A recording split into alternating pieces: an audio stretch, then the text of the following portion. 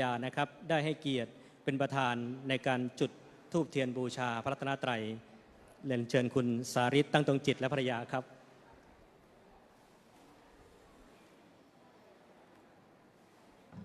ขณะนี้นะครับคุณสาริตตั้งตรงจิต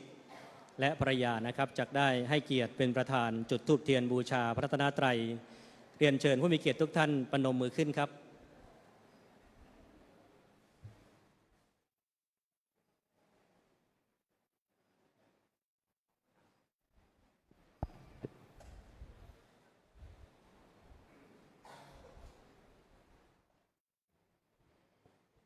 ท่านสาริตตั้งตรงจิตนั้นเป็นมหาอุบาสกประจำพระอารามและภรรยาท่านนั้นก็เป็นมหาอุบาสิกาเรียกว่าเป็นคู่บุญบารมีที่ตั้งใจที่จะถือศีลปฏิบัติธรรมการถือศีลของท่านนั้นไม่ใช่เพียงแค่ศีล5ธรรมดาแต่เป็นการถือศีล8หรือศีลอุโบสถนะครับศีลอุโบสถนั้นเป็นศีลของพระพรหมผู้ที่ทำการละกิริยาขณะถือศีลเป็นผู้มีจิตใจอยู่ในศีล8นั้นย่อมจักอุบัติในพรหมโลกนะครับลำดับต่อไปขอเรียนเชิญคุณบูรพาว่องวานิชได้ให้เกียรติเป็นประธานในการจุดเทียนส่องธรรมขอเรียนเชิญด้วยความเคารพครับคุณบูรพาว่องวานิชนั้นท่านเป็นผู้นำในส่วนของมหาอุบาสกประจำสำนักปฏิบัติธรรมประจำพระอารามแห่งนี้นะครับเราจะเห็นคุณปู่มาถือศีลปฏิบัติธรรมที่ศาลาการประเรียนอยู่เป็นประจำนะครับลำดับต่อไปเรียนเชิญทุกท่านตั้งจิตเป็นกุศลเพื่อที่จะได้กล่าวคำบูชาพระรัตนตรัยว่าตามกระผมอิมินาสการเรนะพุทธังอภิปูชยามิข้าพเจ้าขอบูชาอย่างยิ่งซึ่งพระพุทธเจ้าด้วยเครื่องสักการะนี้อิมินาสการเรนะธัมมังอภิปูชยามิข้าพเจ้าขอบูชาอย่างยิ่งซึ่งพระธรรมด้วยเครื่องสักการะนี้อิมินาสการเรนะสังฆังอภิปูชยามิข้าพเจ้าขอบูชาอย่างยิ่งซึ่งพระสงฆ์ด้วยเครื่องสักการะนี้อะระหังสัมมาสัมพุทโธภควาพุทธังภควันตังอภิวาเทมิสวากขาโตภควตาธัมโมธัมมังนัมมัสสามิสุปฏิปันโนภควโตสาวกสังโฆสังฆังนะมามิมะยังพันเตวิสุงวิสุงรักขณทายะติสรเนนะสหปัญจศีลานิยาจามะทุติยัมปิมะยังพันเตวิสุงวิสุงรักขณทายะติสรเนนะสหปัญจศีลานิยาจามะตติยัมปิมะยังพันเตวิสุงวิสุงติสรเนนะสหปัญจศีลานิยาจามะนะโมตัสสะภะคะวะโตอะระหะโตสัมมาสัมพุทธัสสะนะโมตัสสะภะคะวะโตอะระหะโตสัมมาสัมพุทธัสสะนะโมตัสสะภะคะวะโตอะระหะโตสัมมาสัมพุทธัสสะนะโมตัสสะภะคะวะโตอะระหะโตสัมมาสัมพุทธัสสะนะโมตัสสะภะคะวะโตอะระสัมมาสัมพุทธัสสะ นะโมตัสสะภะคะวะโตอะระหะโตสัมพุทธัสสะพุทธังสรณังคัจฉามิ พุทธังสารนังคัจฉามิ ธัมมังสรณังคัจฉามิ ธัมมังสารนังคัจฉามิ สังฆังสรณังคัจฉามิ สังฆังสารนังคัจฉามิ ทุติยัมปิพุทธังสรณังคัจฉามิ ทุติยามปิพุทธังสารนังคัจฉามิ ทุติยัมปิธัมมังสรณังคัจฉามิ ทุติยามปิธัมมังสารนังคัจฉามิ ทุติยัมปิสังฆังสรณังคัจฉามิ ทุติยามปิสังฆังสารนังคัจฉามิ ตติยัมปิพุทธังสรณังคัจฉามิ ตติยามปิพุทธัง ตติยัมปิธัมมังสรณังคัจฉามิ ตติยามปิธัมมังสารนังคัจฉามิ ตติยัมปิสังฆังสรณังคัจฉามิ ตติยามปิสังฆังสารนังคัจฉามิ ติสรณะขมนังนิธิตัง อามะพันเต ปานาติปาตา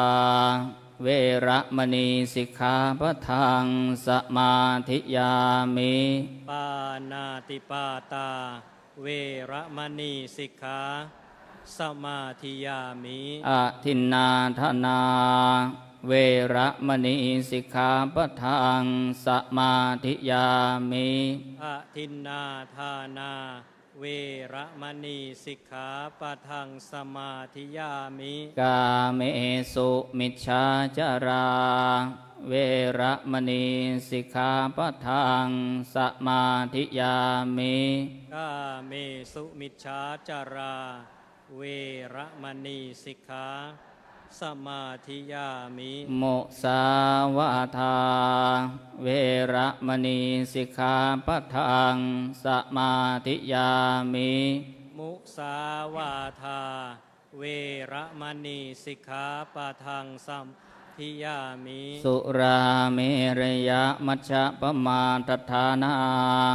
เวระมณีสิกขาปะทังสมาธิยามิ สุราเมรยะมัชฌะปมาทฐานา เวระมณีสิกขาปะทัง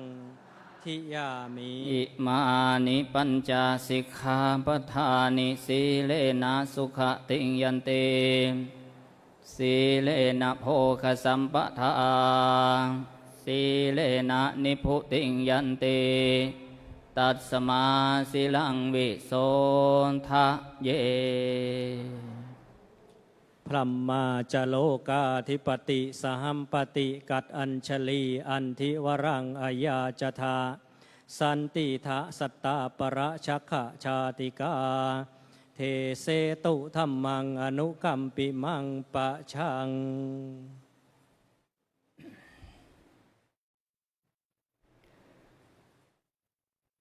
นะโมตัสสะภะคะวะโตอะระหะโตสัมมาสัมพุทธัสสะนะโมตัสสะภะคะวะโตอะระหะโตสัมมาสัมพุทธัสสะนะโมตัสสะภะคะวะโตอะระหะโตสัมมาสัมพุทธัสสะธัมมจารีสุขังเสติธัมมจารีสุขังเสติติ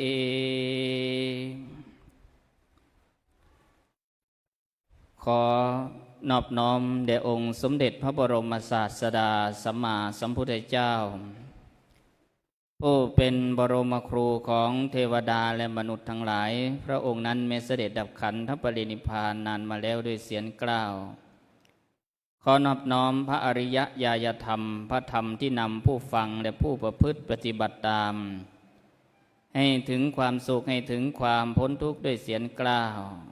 ขอนอบน้อมแหล่เหล่าพระอริยสงฆ์สาวก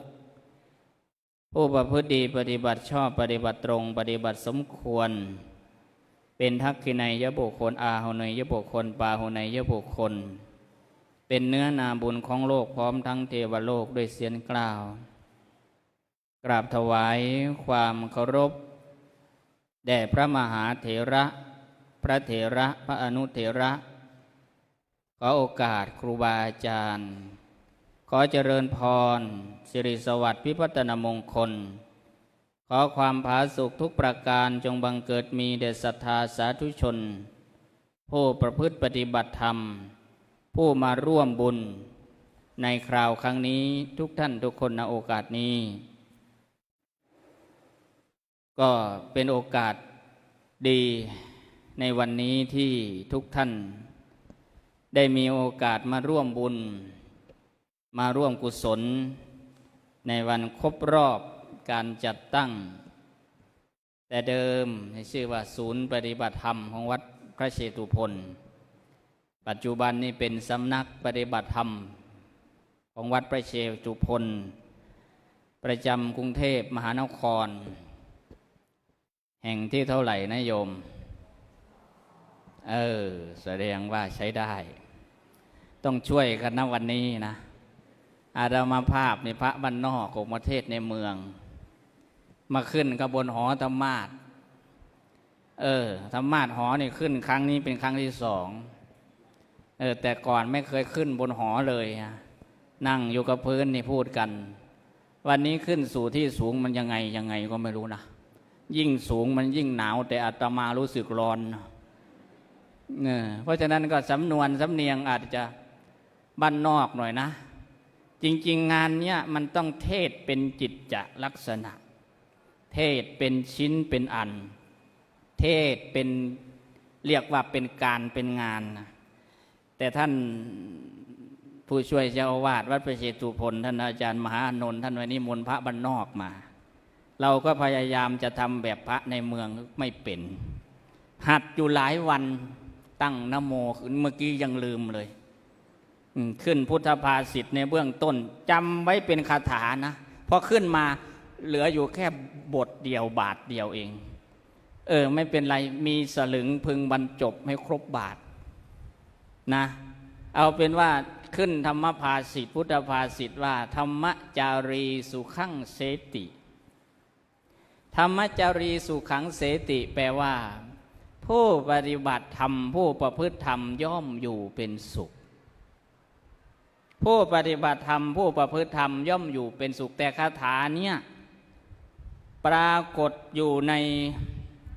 เรื่องราวตอนที่พระพุทธเจ้าเสด็จกับกรุงกบิลพัสดุคราวที่พระพุทธบิดาได้ราชนานิมนต์ไปแล้วก็เสด็จออกบิณฑบาตในวันรุ่งขึ้นนั่นแหละพระเจ้าตรัสพระคาถานี้คาถาเต็มนี่จำไม่ได้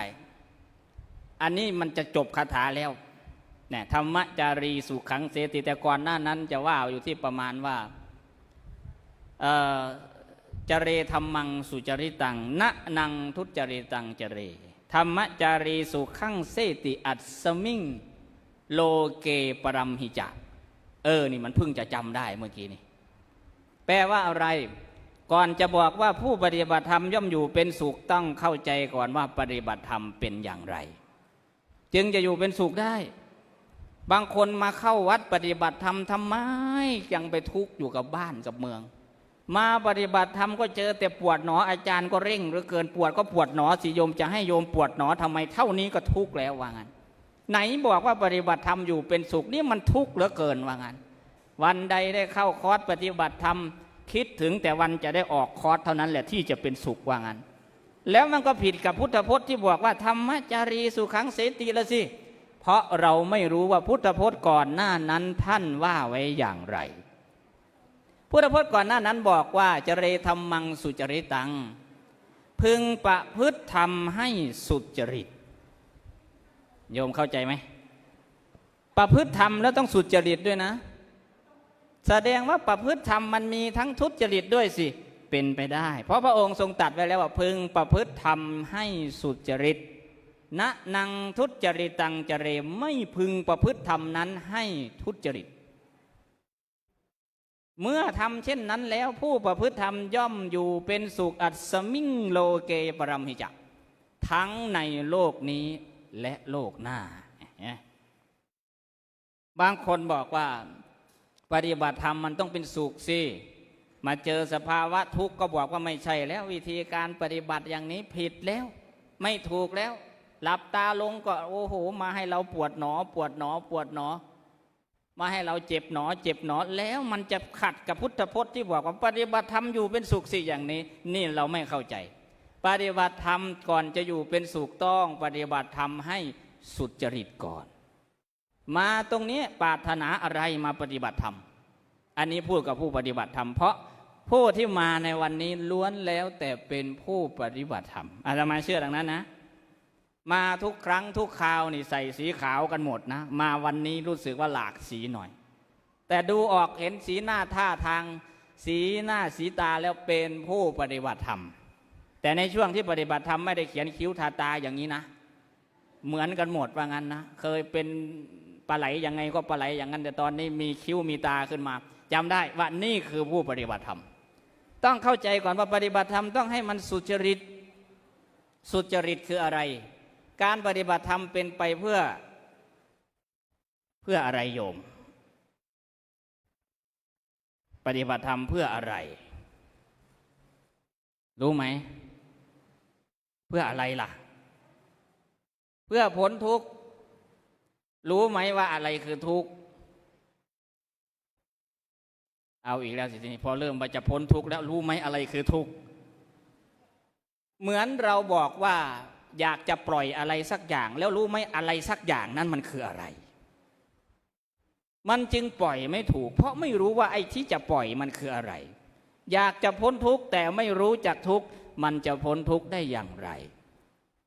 แล้วก็จะถามโยมอีกนะมาปฏิบัติธรรมกันบ่อยๆเนี่ย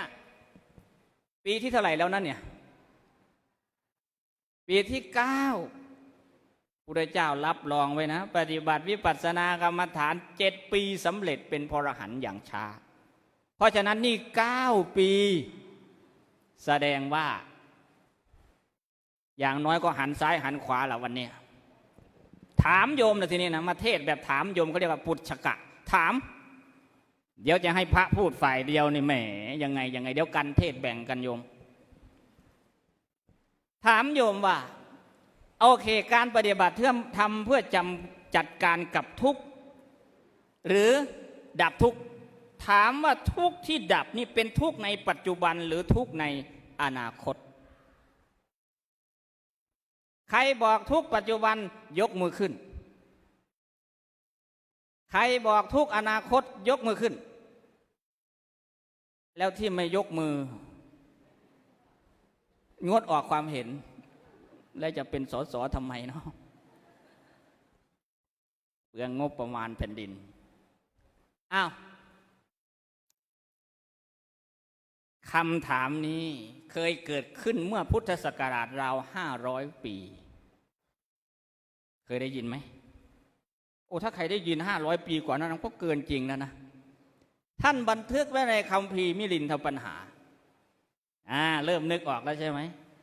เป็นคำถามหนึ่งที่พระเจ้ามิลินถามพระนาคเษนว่าข้าแต่ท่านพวกนาคเษนผู้เจริญที่พวกท่านภาคเพียรพยายามกันเนี่ยเป็นไปเพื่อจัดการหรือว่ากำจัดทุกข์ในปัจจุบันหรือในอนาคตเป็นการจัดการกับทุกข์ในปัจจุบันหรืออนาคตต้องการที่จะดับทุกข์ในปัจจุบันหรืออนาคตพระนาคเษนตอบว่าอย่างไรจะว่าในปัจจุบันอย่างเดียวก็ไม่ใช่จะว่าในอนาคตอย่างเดียวหรือก็ไม่ใช่อ้าวแล้วเป็นยังไง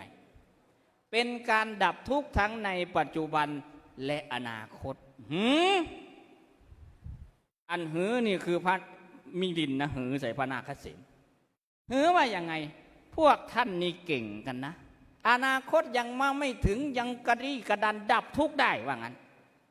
ภาษาบ้านเรานะ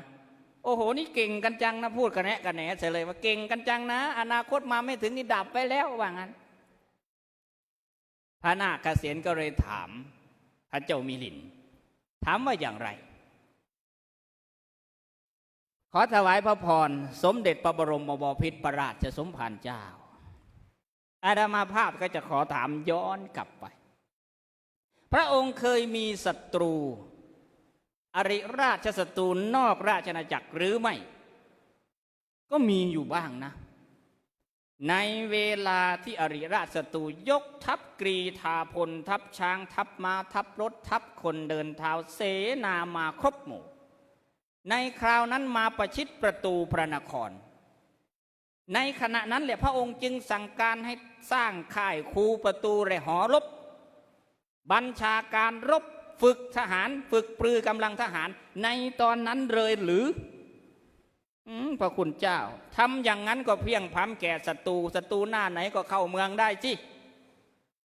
แล้วจะทำยังไงมันต้องเตรียมการไว้ก่อนเพราะการเตรียมการไว้ก่อนเนี่ยทำให้การฝึกปรือทหารเป็นไปได้ดีในช่วงที่บ้านเมืองยังปกติอยู่การสร้างค่ายคูประตูและหอรบก็ไม่มีอุปสรรคอะไรเพราะยังไม่มีศัตรูเข้ามามันสร้างได้ดีมั่นคงมาตรฐานแต่ถ้ามาสร้างตอนนั้นยังไงก็ไม่ทันแล้วอีกประการหนึ่งการที่มีทหารฝึกปรือกองการรบบัญชาการรบอย่างเรียบร้อยยุทธวิธียุทธการเต็มพร้อมทั้งหมด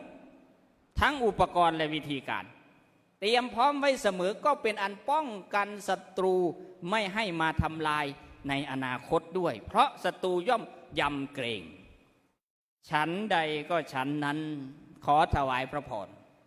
การปฏิบัติธรรมเป็นการจัดการทุกข์เสียในปัจจุบันแล้วก็เป็นการป้องกันทุกข์อันจะเกิดขึ้นในอนาคตได้ด้วยประการฉะนี้เห็นไหมโยมเพราะฉะนั้นเราจัดการที่ปัจจุบันก็จริงแต่มันเป็นการจัดการอนาคตไปในตัวเห็นไหมดีไหมล่ะปฏิบัติธรรมแล้วถามว่าเวลาไหนควรจะปฏิบัติธรรมถามโยมเวลาไหนเอ่ยฮะ เวลาที่เรามีอายุ10 ปีพอไหมตอนนั้นทำอะไรอยู่เรียนอยู่เอา30 ปีทำอะไรอยู่ทำงานอยู่40 ปีมีผัวเจ้าค่ะ50 ปียังไม่เกษียณเจ้าค่ะ60 ปีเกษียณพอดีมาไหม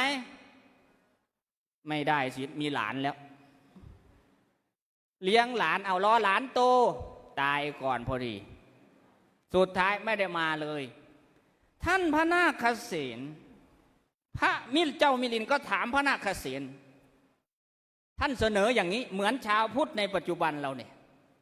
ชอบจะบอกว่าปฏิบัติธรรมเนี่ยรอเวลานั่นรอเวลานี่ยังไม่ถึงเวลาจะเข้าวัดยังไม่ถึงเวลาจะไปฟังธรรมยังไม่ถึงเวลาจะไปหาพระ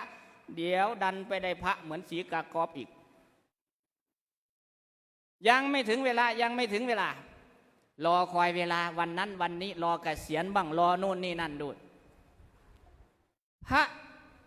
เจ้ามิลินถามพระนาคเษนอีกว่าข้าพระเจ้ามีความเห็นพระเจ้ามิลินนะเสนอความเห็นว่าการลงมือปฏิบัติธรรมต้องรอคอยให้เวลาสมควรก่อนไม่ควรจะเร่งรีบทำเพราะกิจอันอื่นๆใดๆนี่ที่ควรทำก่อนก็ทำไปก่อนเสียดีกว่ารอให้เวลามันเหมาะสมค่อยเข้าวัดปฏิบัติธรรม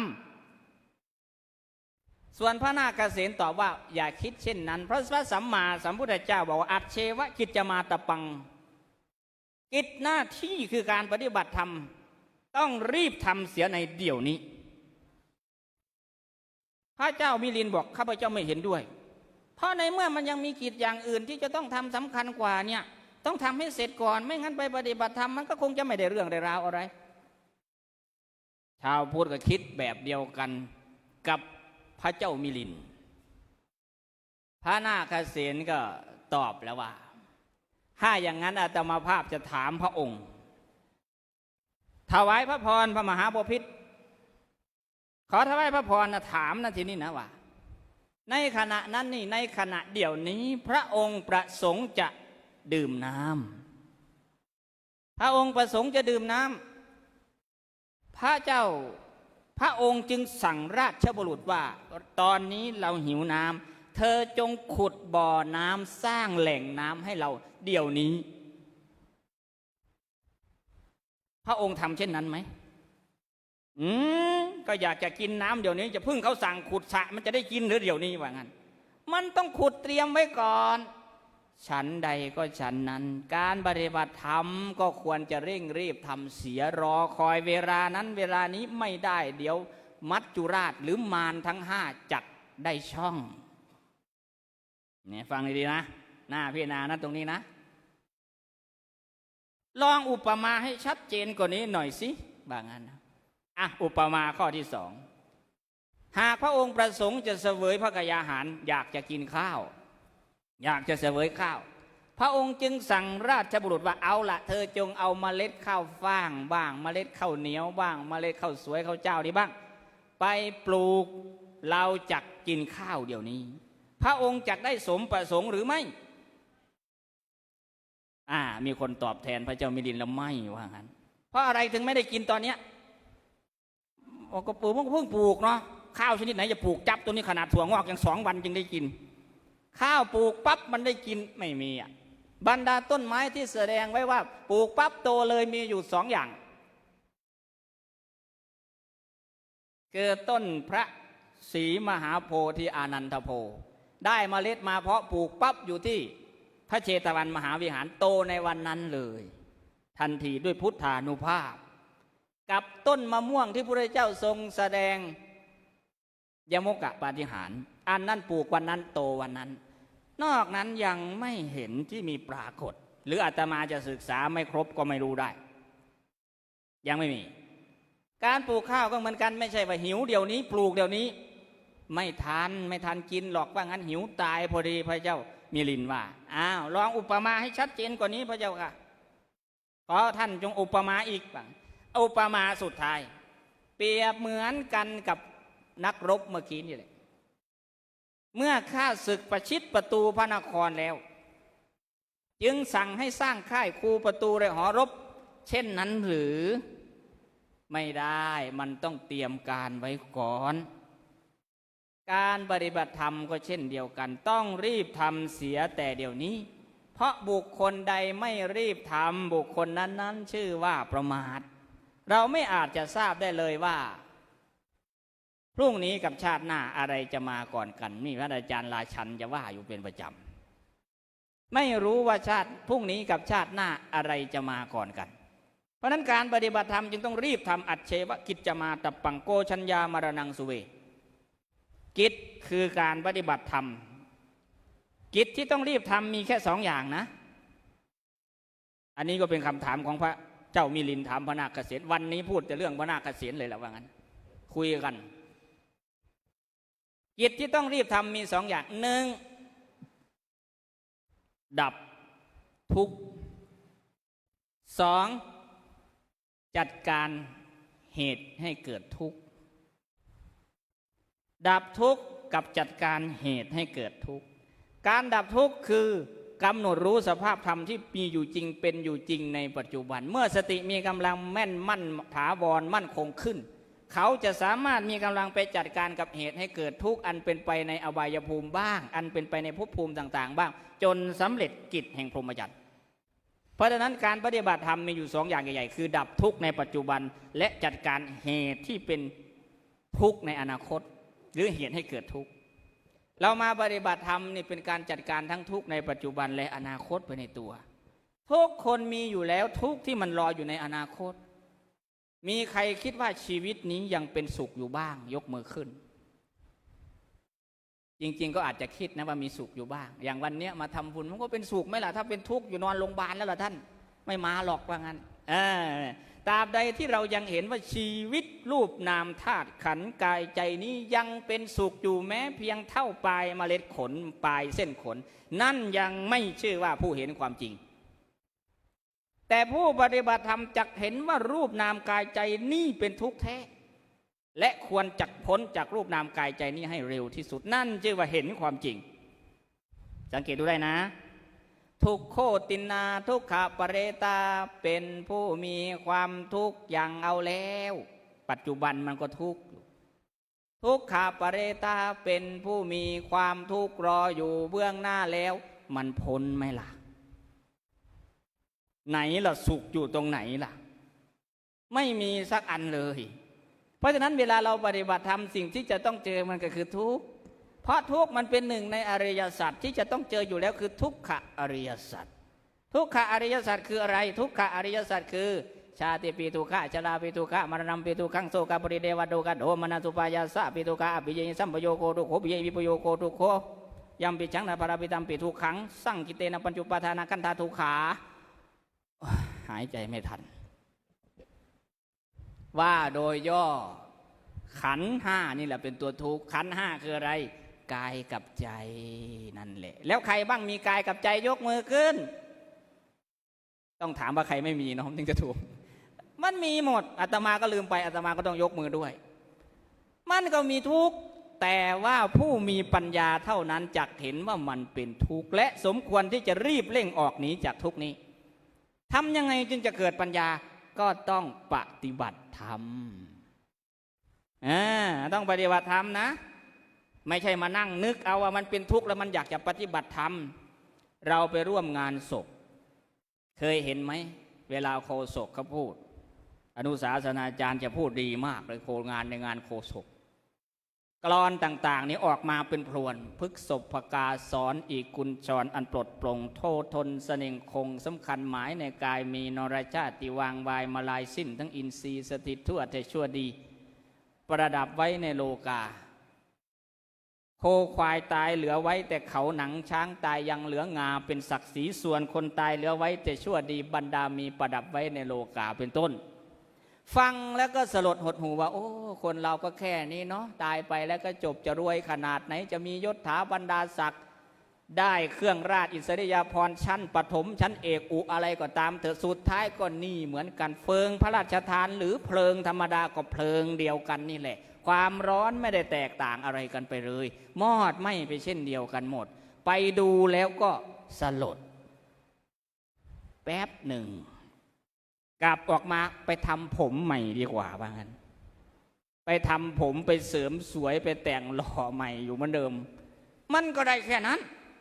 เพราะมันเห็นชั่วครั้งชั่วคราวแต่การปฏิบัติธรรมนี่จักรู้ว่าเป็นของจริงคือทุกข์นี่ตลอดเวลาเพราะฉะนั้นเวลาผู้ปฏิบัติธรรมจะเจริญสติแล้วเห็นแต่ทุกข์เจอแต่ทุกข์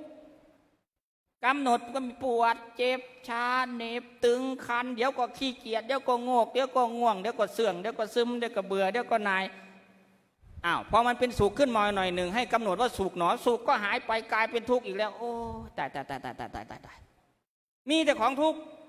เห็นอย่างนี้อยู่ตลอดเวลามันจึงมีจิตที่เรียกว่าปรารถนาจักพ้นพระพุทธเจ้าแสดงไว้อย่างชัดเจนบอกไว้เลยว่าสัพเพสังขาราอนิจจาติยะธาปัญญายปัสสติอัฏฐนิพพินดติทุกเขเอสมโควิสุทธิยาผู้ใดก็ตามเมื่อเจริญสติเห็นด้วยปัญญาว่ารูปนามกายใจเนี่ยมีสภาพไม่เที่ยงแท้แน่นอนเปลี่ยนแปลงอยู่ตลอดเวลามีความเกิดเป็นเบื้องต้นเสื่อมสลายไปในที่สุดเปลี่ยนแปลงในท่ามกลางเสื่อมสลายไปในที่สุดมีความเป็นอนิจจังทุกขังอนัตตาอยู่ตลอดเวลามาผู้ใดที่ปฏิบัติธรรมแล้วพบเห็นเช่นนี้บุคคลนั้นเขาย่อมเบื่อหน่ายในทุกที่ตนหลงนี่นะย่อมเบื่อหน่ายในทุกที่ตนหลงคือเบื่อหน่ายในทุกก็คือกายกับใจที่ตนหลงอยู่นี่แหละนั่นเป็นทางแห่งความบริสุทธิ์เอสะมัคโควิสุทธิยะนั่นจึงจะนำพาไปสู่ความบริสุทธิ์เพราะนั้นเราท่านทั้งหลายนั่งอยู่ตรงนี้ล้วนแล้วแต่เป็นผู้ปฏิบัติธรรมสิ่งที่ต้องเจอทุกคนเจอทุกแน่นอนนั่นคือความจริงมันจึงจะปรารถนาที่จะพ้นทุกข์คนเราไม่เจอทุกข์ไม่พ้นทุกข์คนเราไม่ปวดท้องไม่นึกถึงห้องน้ำคนเราไม่เจ็บป่วยไม่นึกถึงโรงพยาบาลคนเราไม่หิวไม่นึกถึงข้าวฉันใดก็ฉันนั้นเราปฏิบัติธรรมเพื่อให้เห็นความจริงว่าจริงๆแล้วเราเนี่ยไอ้กายใจนี่มันเป็นทุกข์อยู่ตลอดเวลาเพื่อให้สะท้อนย้อนออกมาเห็นเพราะการปฏิบัติธรรมมันคือการเข้าไปเห็นด้วยประสบการณ์ตรงเท่านั้นไม่ใช่ได้ยินได้ฟังมาได้ยินได้ฟังมาก็นี่อนิจจังเป็นอย่างนั้นทุกขังเป็นอย่างนี้อนัตตาเป็นอย่างนี้เดี๋ยวนี้ผู้รู้เยอะมากๆตำรับตำรามีเยอะมากๆเรียนเยอะมากๆแต่ผู้จะเข้าใจโดยประสบการณ์ตรง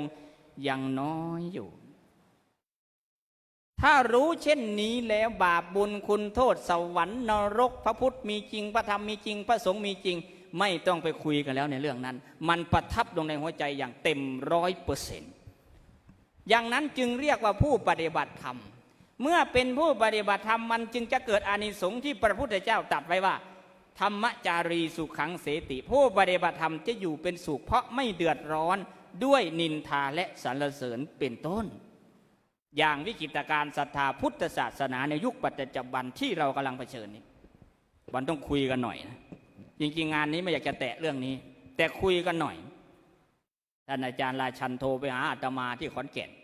บอกญาติบอกโยมใส่บาตรให้หน่อยเด้อช่วงนี้พระสงฆ์องค์เนรลำบากเหลือเกินในกรุงเทพเนี่ยว่างั้นบ้านนอกไม่ลำบากอะไรบิณฑบาตเต็มบาตรเหมือนเดิมปกติไม่มีอะไรเลยแต่ในเมืองหลวงเมืองกรุงที่ชื่อว่าเป็นผู้มีบัณฑิตนักปราชญ์และผู้รู้ทั้งหลายมากที่สุดกลับแทบจะไม่มีใครใส่บาตรให้พระสงฆ์องค์สมณเณรเลยเกิดอะไรขึ้นเพราะมันมีแต่ผู้รู้แต่ไม่มีผู้แจ่มแจ้งจริงๆแล้วบ้านนอกเขาแจ่มแจ้งหรือเขาก็ไม่ได้แจ่มแจ้งแต่เขาก็ไม่ได้วุ่นวายกับเรื่องเหล่านี้ถึงจะเกิดเหตุการณ์ลักษณะนี้เกิดขึ้นพระบิณฑบาตบ้านนอกก็ปกติไม่มีอะไรเคยกินแจ่วปลาแดกบองก็กินแจ่วปลาแดกบองเหมือนเดิมปกติอร่อยแซ่บแต่พระในกรุงซี่ลำบากอาตมาก็เลยบอกว่าโอ้มันมีแต่ผู้รู้โบราณเขาว่าไว้นักปราชญ์ถมแม่น้ำนาทีกว้างก็ยังแห้งนักปราชญ์นี่เอาไปถมแม่น้ำเจ้าพระยาในกรุงเทพมหานครนี่น้ำแห้งได้เลยนะมันเยอะจึงไม่ค่อยจะฟังกันเอาเข้าจริงๆให้ลองเมืองลงมือปฏิบัติเอาสิละลุยกันจริงๆจังๆไม่เอาแต่หลักการและสุดท้ายไอ้หลักการก็ไปเสริมหลักกูซะเนี่ยสุดท้ายไม่ฟังกันวุ่นวายไหมล่ะเดือดร้อนไหมล่ะแต่ผู้ที่รู้แล้วพระพุทธเจ้าก็ตัดเลยแล้วว่าเซโลยธาเอกคโนวาเตนะนะสมีรติเอวังนินทาปสังสะสุนะสมินชันติบัณฑิตาผู้รู้แล้วบัณฑิตในที่นี้ท่านหมายถึงผู้ปฏิบัติธรรมแจ่มแจ้งในสภาวะธรรมทั้งปวงมีความรู้จักว่ามันเป็นเพียงแค่กายกับใจกายกับใจสองอย่างนี้เป็นสักแต่ว่าของเป็นไปตามธรรมชาติตามเหตุตามปัจจัยเป็นไปในอำนาจอนิจจังทุกขังอนัตตาไม่ใช่ตัวใช่ตนจริงๆอย่างเห็นจนกระทั่งความเกิดและความดับในที่สุดท่านเรียกว่าบัณฑิตบัณฑิตคือผู้รู้ในลักษณะเช่นนี้ย่อมไม่นินทาไม่สั่นไหวไม่สั่นคลอนง่อนแง่นคลอนแคลนด้วยเสียงนินทาและสรรเสริญประดุจเดียวกันกับหินศิลาแท่งทึบที่ไม่หวั่นไหวด้วยแรงลมฉันนั้นแต่พอวิกฤตศรัทธาอย่างนี้มาเท่านั้นแหละไหวเอ็นกันไปหมดเลยนี่มันหมายความว่าอย่างไรต้องพิจารณาแล้วนะเพราะนั้นเราจงมาช่วยกันรักษาพระธรรมที่อยู่ในหัวใจตนเองของใครของมันนี่แหละเอาไว้ดีๆตัวนี้แหละเป็นประเด็นที่สำคัญที่สุดจึงจะได้เป็นผู้ที่อยู่เป็นสุข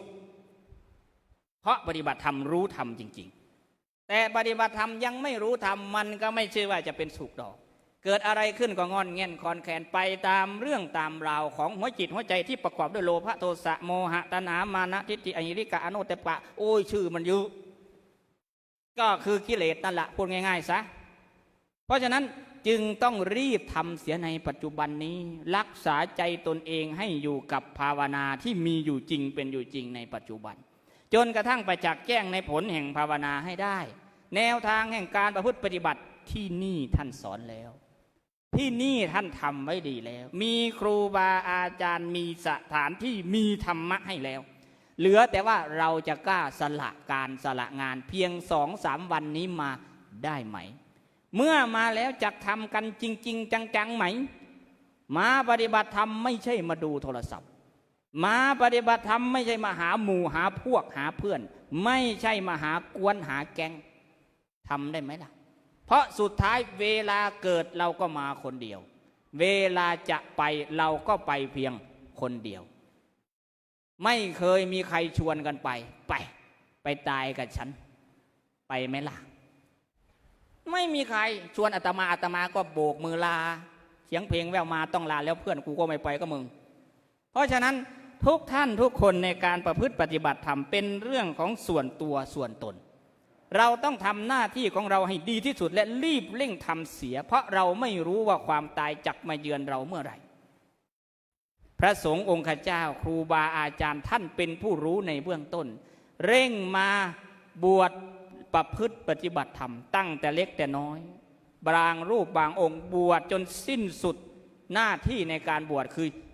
จบพรหมจรรย์ของท่านสำเร็จเป็นพระอรหันต์ตายอย่างสมเกียรติที่สุดในการตายในสังสารวัฏแต่ถ้าตายอย่างธรรมดาตายเน่าเข้าโลงเหม็นนี่ก็ตายกันทั่วๆไปหมูหมากาไก่มันก็ตายได้มันไม่ได้ประเสริฐเลิศเลออะไรแต่ผู้ใดตายด้วยอัตตายด้วยธรรมก่อนที่จะตายทำความสิ้นไปแห่งกิเลสและกองทุกข์ได้ถึงที่สุดแห่งกองทุกข์ได้ตายอย่างมีเกียรติสมเกียรติที่สุดนั่นน่ายกย่องสรรเสริญที่สุดพระพุทธเจ้าทรงยกย่องสรรเสริญบุคคลเช่นนั้นที่สุดเพราะฉะนั้นอย่างน้อยๆเราได้ทำตามล่องรอยแนวทางของผู้ที่ตายอย่างสมเกียรติมีเกียรติมาก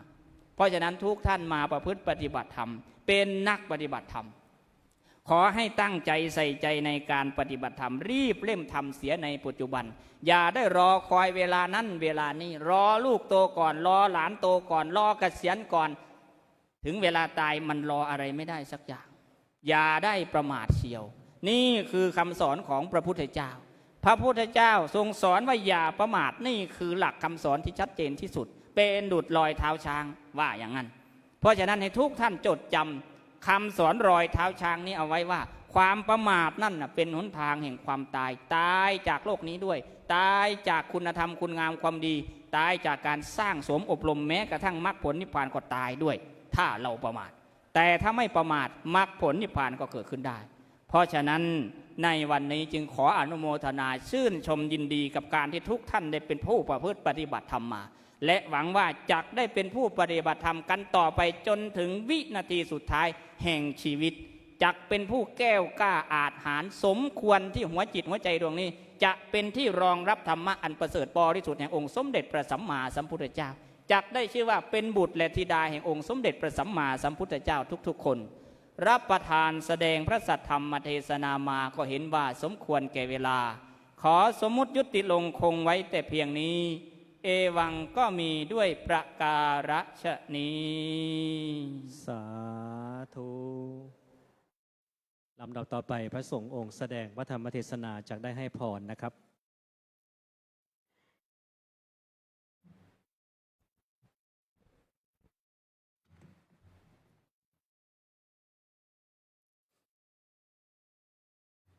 ยะถาวาริวหาปุราปริปุเรนติสาครังเอวะเมวะอิโตทินังเปตานังอุปกัปปติอิชิตังปฏิตังตุมหังคิปะเมวะสมิจจตุสัพเพปุเรนตุสังกปาจันโทปนรโสยะถามณิโชติระโสยะถาสัพพิติโยวิวัชชันตุสัพพโรโควินัสตุมาเตภวัตวันตรายโยสุขีทีขายุโกภวะอภิวาดนสีลิสนิจังวุธาปจายโนจัตตารโอธรรมาวัฏันติอายุวันโนสุขังภะลังสาธุท่านอาจารย์พระมหาสนามชัยรัตนกวีวัดโพสาริการามจังหวัดขอนแก่นนะครับพระสงฆ์องค์แสดงพระธรรมเทศนานั้นได้แสดงพระธรรมเทศนาจบลงไปนะครับพระเดชพระคุณท่านนั้นได้แสดงธรรมได้อย่างเร่าร้อนทันสมัยนะญาติโยมสาธุชนนี่ฟังพระธรรมเทศนาท่านแล้วไม่ง่วงนอนนะเรียกว่าเสียงของท่านเนี่ยเข้าไปในโสตประสาทของทุกท่านนะท่านแสดงธรรมได้ทันสมัยมากว่าเราท่านทั้งหลายนั้นอย่าเป็นผู้มีศรัทธาหวั่นไหวท่านที่มีศรัทธาไม่หวั่นไหวนั้น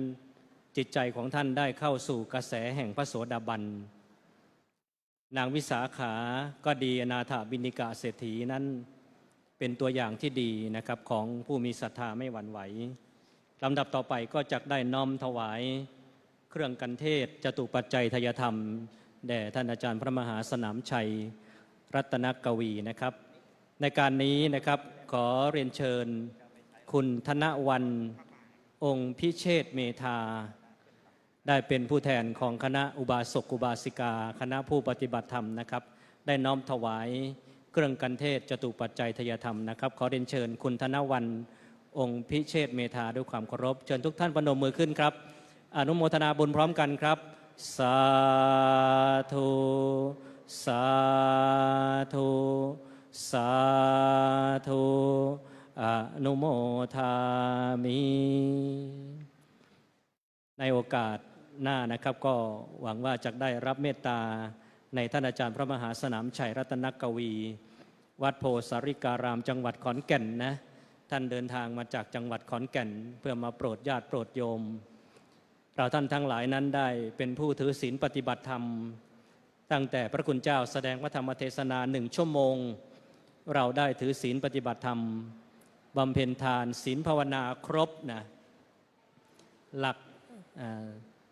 ไตรสิกขาศีลสมาธิปัญญาเนี่ยจบในขณะเดียวนะนอกจากนั้นแล้วขณะนี้พระเดชพระคุณพระธรรมมงคลวชิโรภาสผู้ช่วยเจ้าอาวาสวัดพระเชตุพนพระเดชพระคุณหลวงพ่อนั้นได้เมตตานะครับมาเจริญพระพุทธมนต์นะครับหลวงพ่อเดินทางมาก่อนเวลาหลวงพ่ออายุพรรษาถึง96 พรรษาแล้วนะอีก4 ปีหลวงพ่อจะ100 พรรษาแล้วนะหลวงพ่อยังสุขภาพแข็งแรงยังสามารถปฏิบัติศาสนกิจได้ตามปกติเราท่านทั้งหลายเนี่ยอายุ40เนี่ยงอนแง่นแล้วนะหลวงพ่อสุขภาพแข็งแรงมากในการนี้นะครับขออนุญาตอ่านรายนามถวาย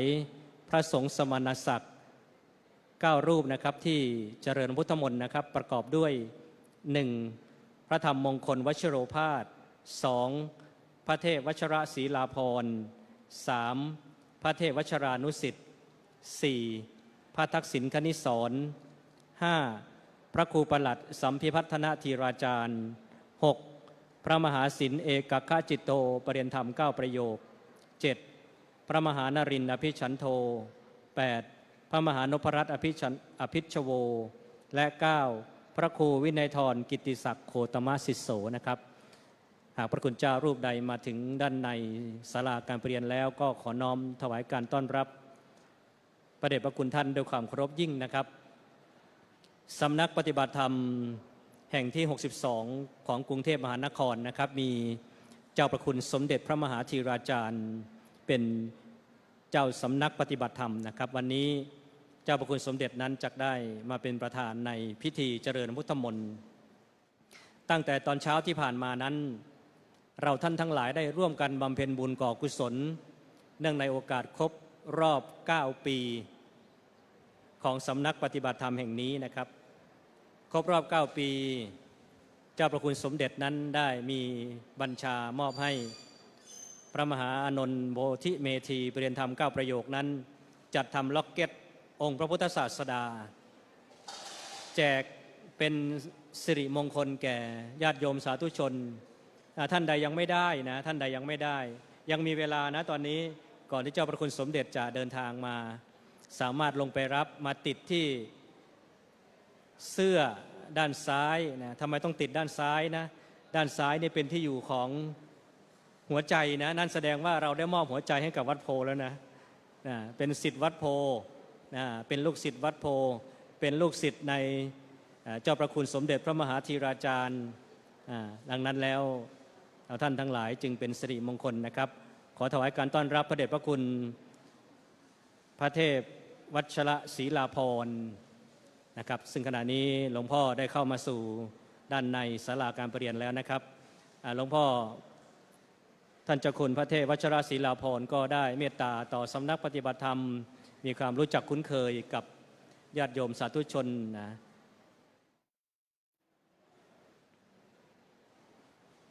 ในการนี้นะครับอีกสักครู่ก็คงเหลือเวลาอีกประมาณ5 นาทีนะครับก็จะได้เข้าสู่พิธีเจริญพระพุทธมนต์การเจริญพระพุทธมนต์นั้นก็คือพระคุณเจ้าได้คัด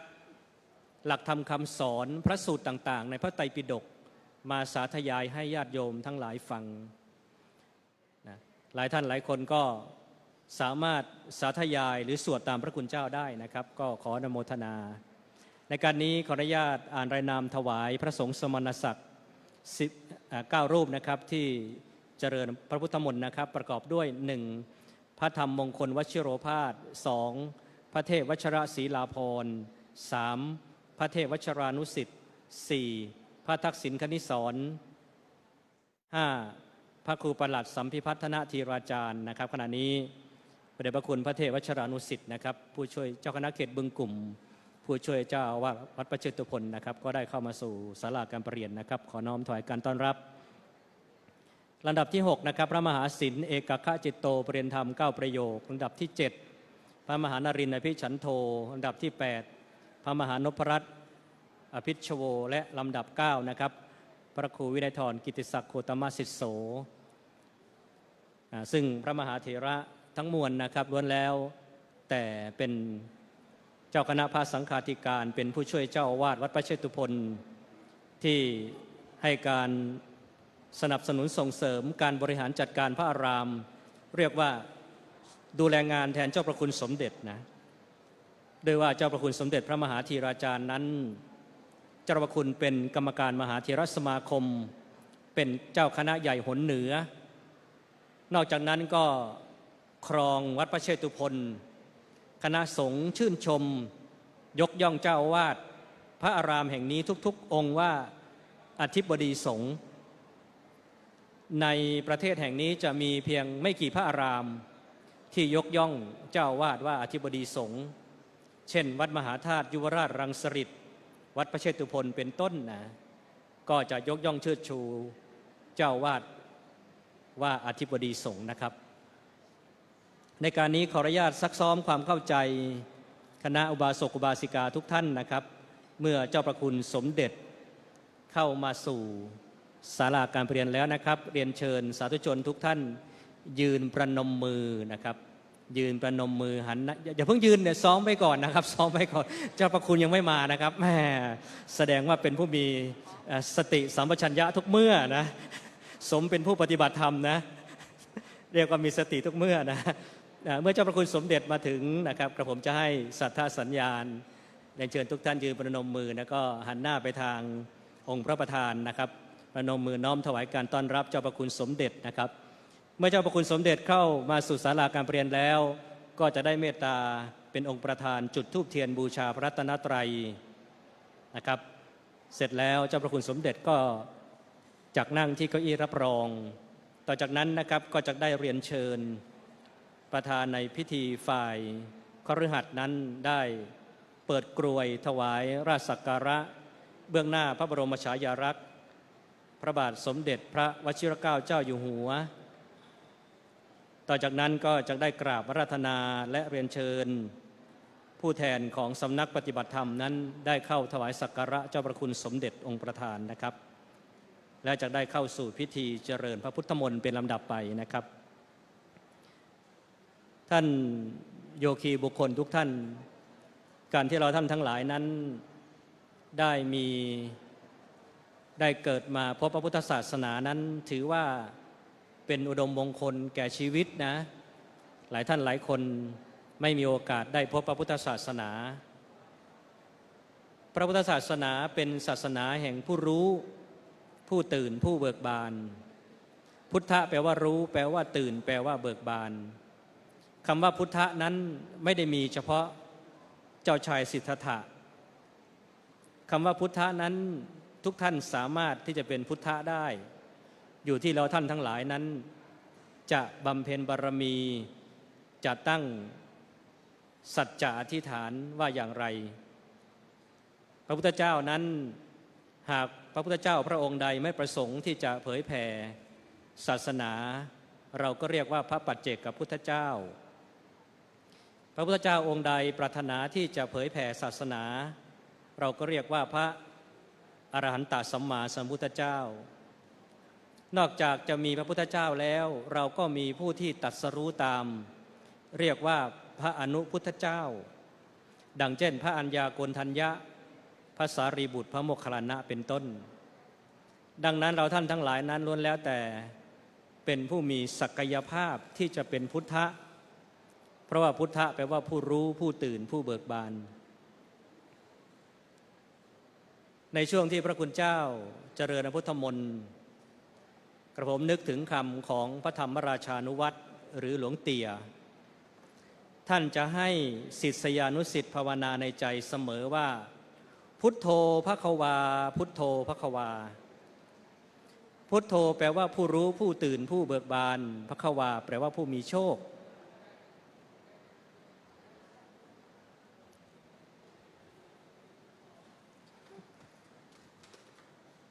ขณะนี้นะครับเจ้าประคุณสมเด็จพระมหาธีราจารย์เจ้าประคุณสมเด็จองค์ประธานในพิธีได้เข้ามาสู่ศาลาการประเรียนแล้วนะครับในการนี้ขอประธานอนุญาตกราบอาราธนาเจ้าประคุณสมเด็จองค์ประธานได้เมตตาเป็นประธานจุดธูปเทียนบูชาพระรัตนตรัยควรมิควรสุดแต่จะเมตตาเรียนเชิญทุกท่านยืนประนมมือครับ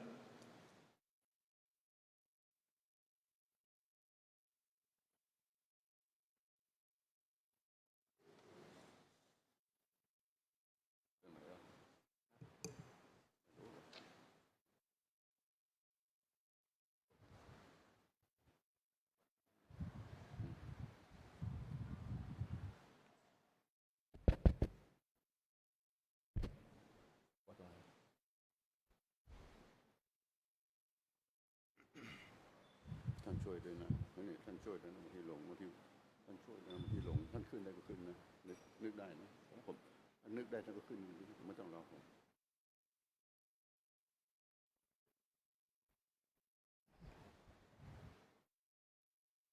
ลำดับต่อไปขอเรียนเชิญคุณวัชรีสิริรัตน์อัสดรได้ให้เกียรติเปิดกรวยถวายราชสักการะหน้าพระบรมฉายาลักษณ์พระบาทสมเด็จพระวชิรเกล้าเจ้าอยู่หัวทั้งหมดตรง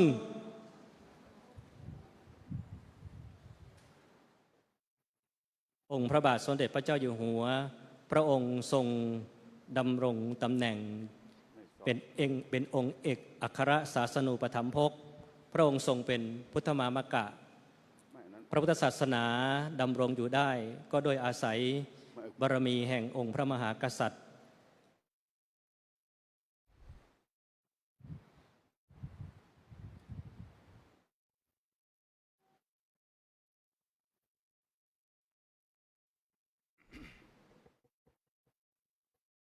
เรียนเชิญทุกท่านนั่งลงครับ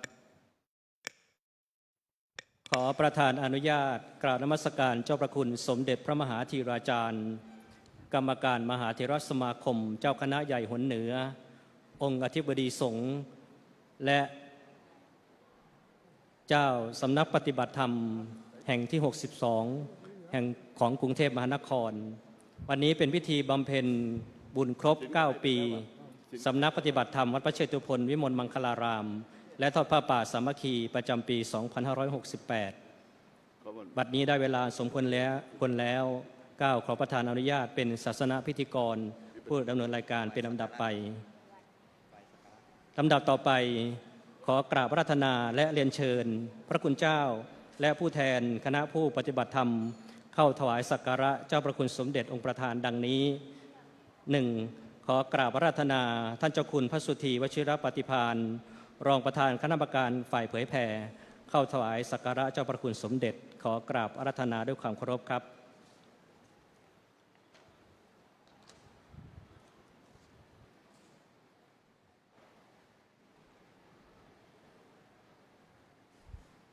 ขอกราบอาราธนาพระมหาอานนท์โพธิเมธีปรริยนธรรม9ประโยคผู้อำนวยการศูนย์ปฏิบัติธรรมวัดพระเชตุพน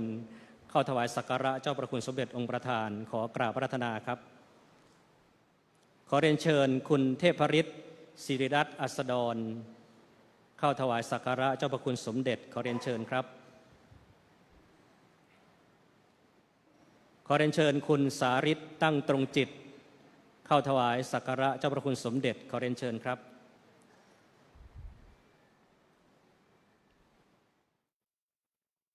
ขอเรียนเชิญคุณเพียงใจสกาวรัตนากุลเข้าถวายสักการะเจ้าประคุณสมเด็จขอเรียนเชิญครับ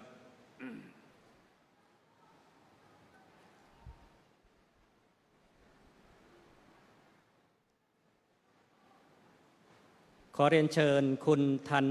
นิชาสิริพงษ์ปิติ เข้าถวายสักการะเจ้าประคุณสมเด็จขอเรียนเชิญครับ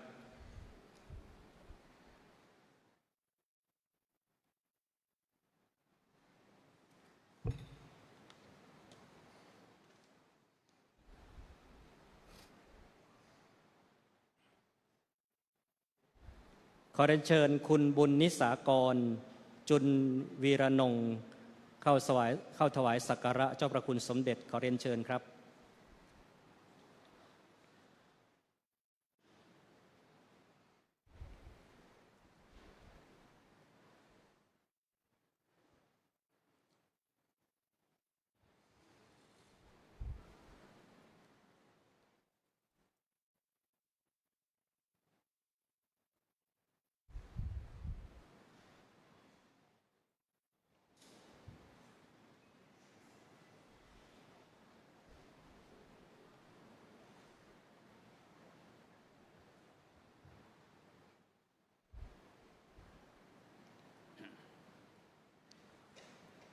วิปติปฏิภาหายะสัพพสัมปติสิทธิยา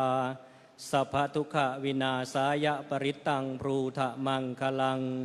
วิปติปฏิภาหายะสัพพสัมปติสิทธิยาสัพพพยวินาศายะปริตังพรูทะมังคลังวิปติปฏิภาหายะสัพพสัมปติสิทธิยาสัพพโรคะวินาศายะปริตังพรูทะมังคลังปลิตวายนเมตังสเมตานปาทานตานอวิคิตจิตานปลิตังพนานตุสักเคกะเมจลูเปคิลิสิคลาตาเตจันตลิเควิมาอันเอมทีเปลเทจคาเมตลวนาคาเนเคหะวะทุมมิเคตเตมภูมาจายันตุเทวานชลาชลวิสเมยาคาขันทัพพนาอาคานติทันตานสันติเกยังมุนิวะลวจนังสาธโวเมตุนานโตธรรมาสวนกาโลวันอายามภาทานตานธรรมาสวนกาอาโลวันอายามภาทานตานธรรมาสวนกาอาโลวันอายามปาทานตานนะโมตัสสะภะคะวะโตอะระหะโตสัมมาสัมพุทธัสสะนะโมตัส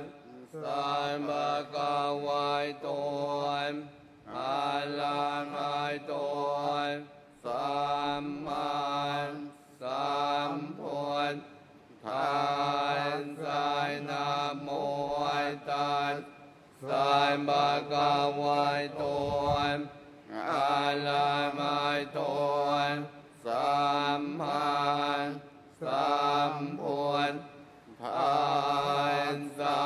ทาง สรณังคัจฉามิธัมมังสรณังคัจฉามิสังฆังสรณังคัจฉามิทุติยามปิพุทธังสรณังคัจฉามิทุติยามปิธัมมังสรณังคัจฉามิทุติยามปิสังฆังสรณังคัจฉามิตติยามปิพุทธังสรณังคัจฉามิตติยามปิ ปิธัมมังสรณังคัจฉามิตติยามปิสังฆังสรณังคัจฉามิ สัมพุ พุ ท ท เถ เถอาจเวสันจะตวายทัสสันจะสหัสเกปัญจะสัตตสหัสสายนินามามิสิลสาอาหังเตสันธรรมันจะสังขันจะอายทะเลนันมามิหันนมกาลายนุภาเวนันตวายสัพเพอุปาทเวเนกามันตรายาปิวินาสันตัวเสสตัวสัมพุทเทปัญจปัญสัญจะจตุเวสติสหัสเกตัสสะตัสสหัสสันอินามายมิสิลสาอาหันเตสันธรรมันจะสังขันจะอาทะเลนันามายมิหันนมกาลายนุภาเวนันตวายสัพเพอุปัฏฐเวอเนกาอันตรายาปิวินาสันตัวเสสตัวสัมพุทเทนวัตตรสเตอาทจัตตาเลียสสังหาสเกเวสติสัตตสังหาสันอินามายมิสิลสาอาหังเตสังธรรมมันจะสังขันจะอายทะเลนันามายมิหันนมกาลายนุภาเวนันตวายสัพเพอุปาทเวอเนกาอันตรายาปิวินาสันตุอาเสมสายโต วะ โตสัมมาสัมพุทธายสมัยเสิโนนะโมโวยธรรมธรรมายตัสวายคาตาเสวะเตนิดนโมมหาสังฆายสาภิวิโตตัสเสตเททิโนยนโมโอยมาตยาลาทาสรตนาตยาตสาธุคังนโมโอมกาต ยัต ตาสตาสวะโตยทยายสปินโมยกาลาปปามนวิกายจันตุปายตวายนโมย ลานุภาเว นสุวายติโหยตุสามปทายนโมยกาลาเตเจนวิติมิโหยมิเตจวาย วันนา นาจะบาลายนานบานที่ตายนานจะเสียวันหาป่วยใจจะป่วยจะเนียยานนางเอตามมันกละมวยตมังปฏิลัวปะเทสวาโสจะผูกเพจะกตะปวนจะตายอันตสัมมาปณิทินจะเอธรรมังกละมวยตมังพาหุจจานจะเสปัญจะวินโยยจะสุเจกิโตสุภายติตายจะยาวายจายเยตามมังคละมวยตมังมาตาปิตุอุปาทายนายป่วยจะตายลายจะสังกโหอนายกุลายจะกามมันตายเอตามมังคละมวยตมังคาจะธรรมจริยายจะยายตะกายนันจะสังกโหอนวายใจนิกามมายนิเอตมันกละมวยตมังคาลวิรติปาปายมายจะปายนาจะสัญญมวยอาปมายถอยจะทำแม่สุเอ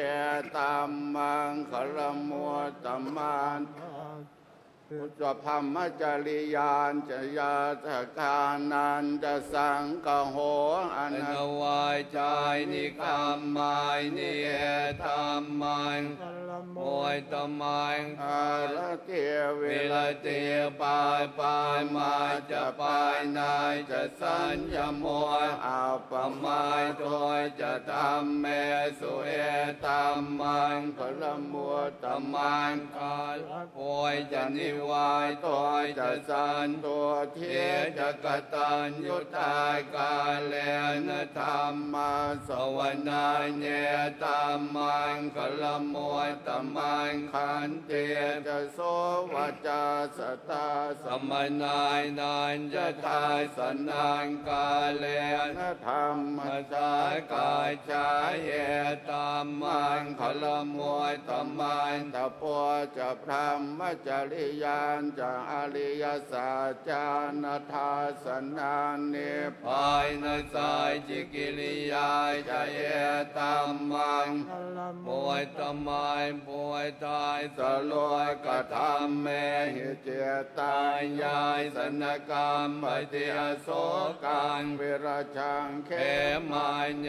ตัมมังคลมัวตมังเย ตาติสานิ นิ ก กตวายนาสาปาย ธรรมป ราร าย ยิตายสาปายนาโสจิง คาชันติ ติ ตา ตานเดสังมัง คลมัวตมานติ เกณฑ์จิ จิ เว เว ต ตายนิทวาหุลังวาย สาเคียสุวาย ยานรัตนานปเนียตาน นันโท สมัยงายติตถาคเต น นะอิ ธ ธ ร ร ร ร ม ม เบพุทธ เทรัตนานปเนียตานเอเตนะสัจเจนะสุวายติโหยทุกขยังวิลาคัง อมตัง ปเนียตานยะทาสกายตากยมุเน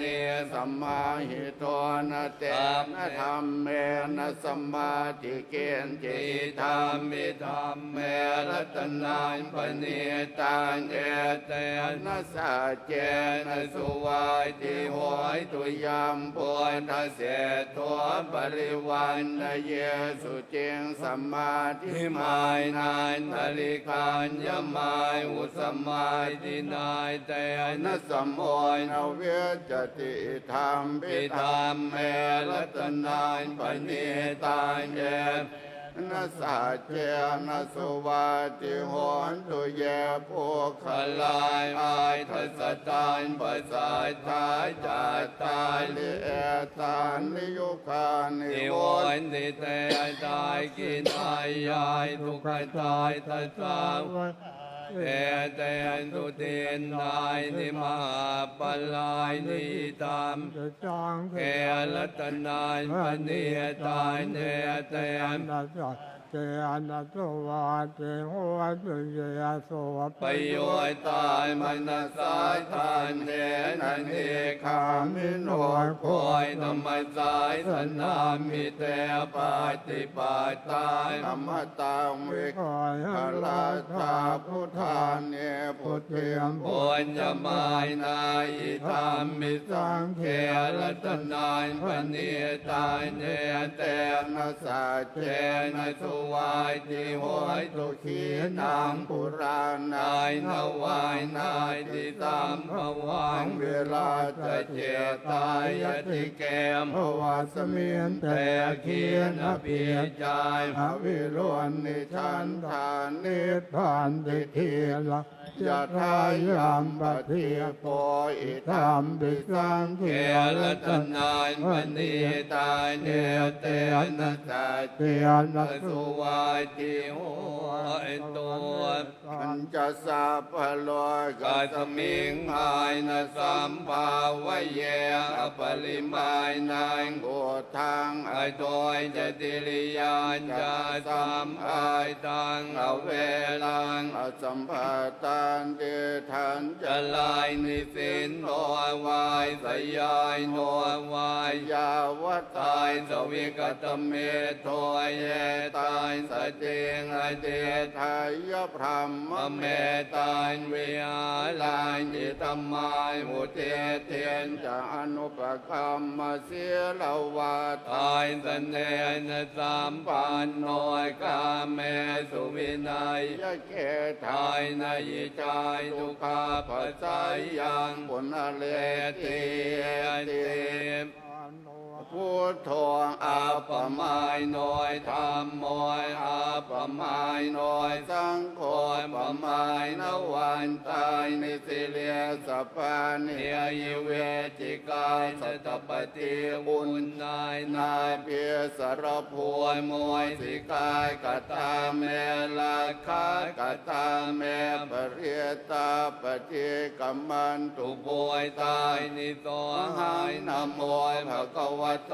นะโม จา จาย ตานายสัมมาสัมพุทธายนาง พุทโธพระขวา วายอรหันต์สัมมาสัมพุทโธ เวชชา เจ จ ร ร ณ ณ สัมปันโนยสุขโตยลอยกวิโทย อนุตตโลปุริสธรรม ภาษาลติสัตตาเทวมนุษย์ นางพุ โอ ท ย โธ โทยมะกวายติสวายขายโตย ภะคะวตาธรรมโมสันติ ทิโกยอากายลิโกยเอหิปายติโกง โอ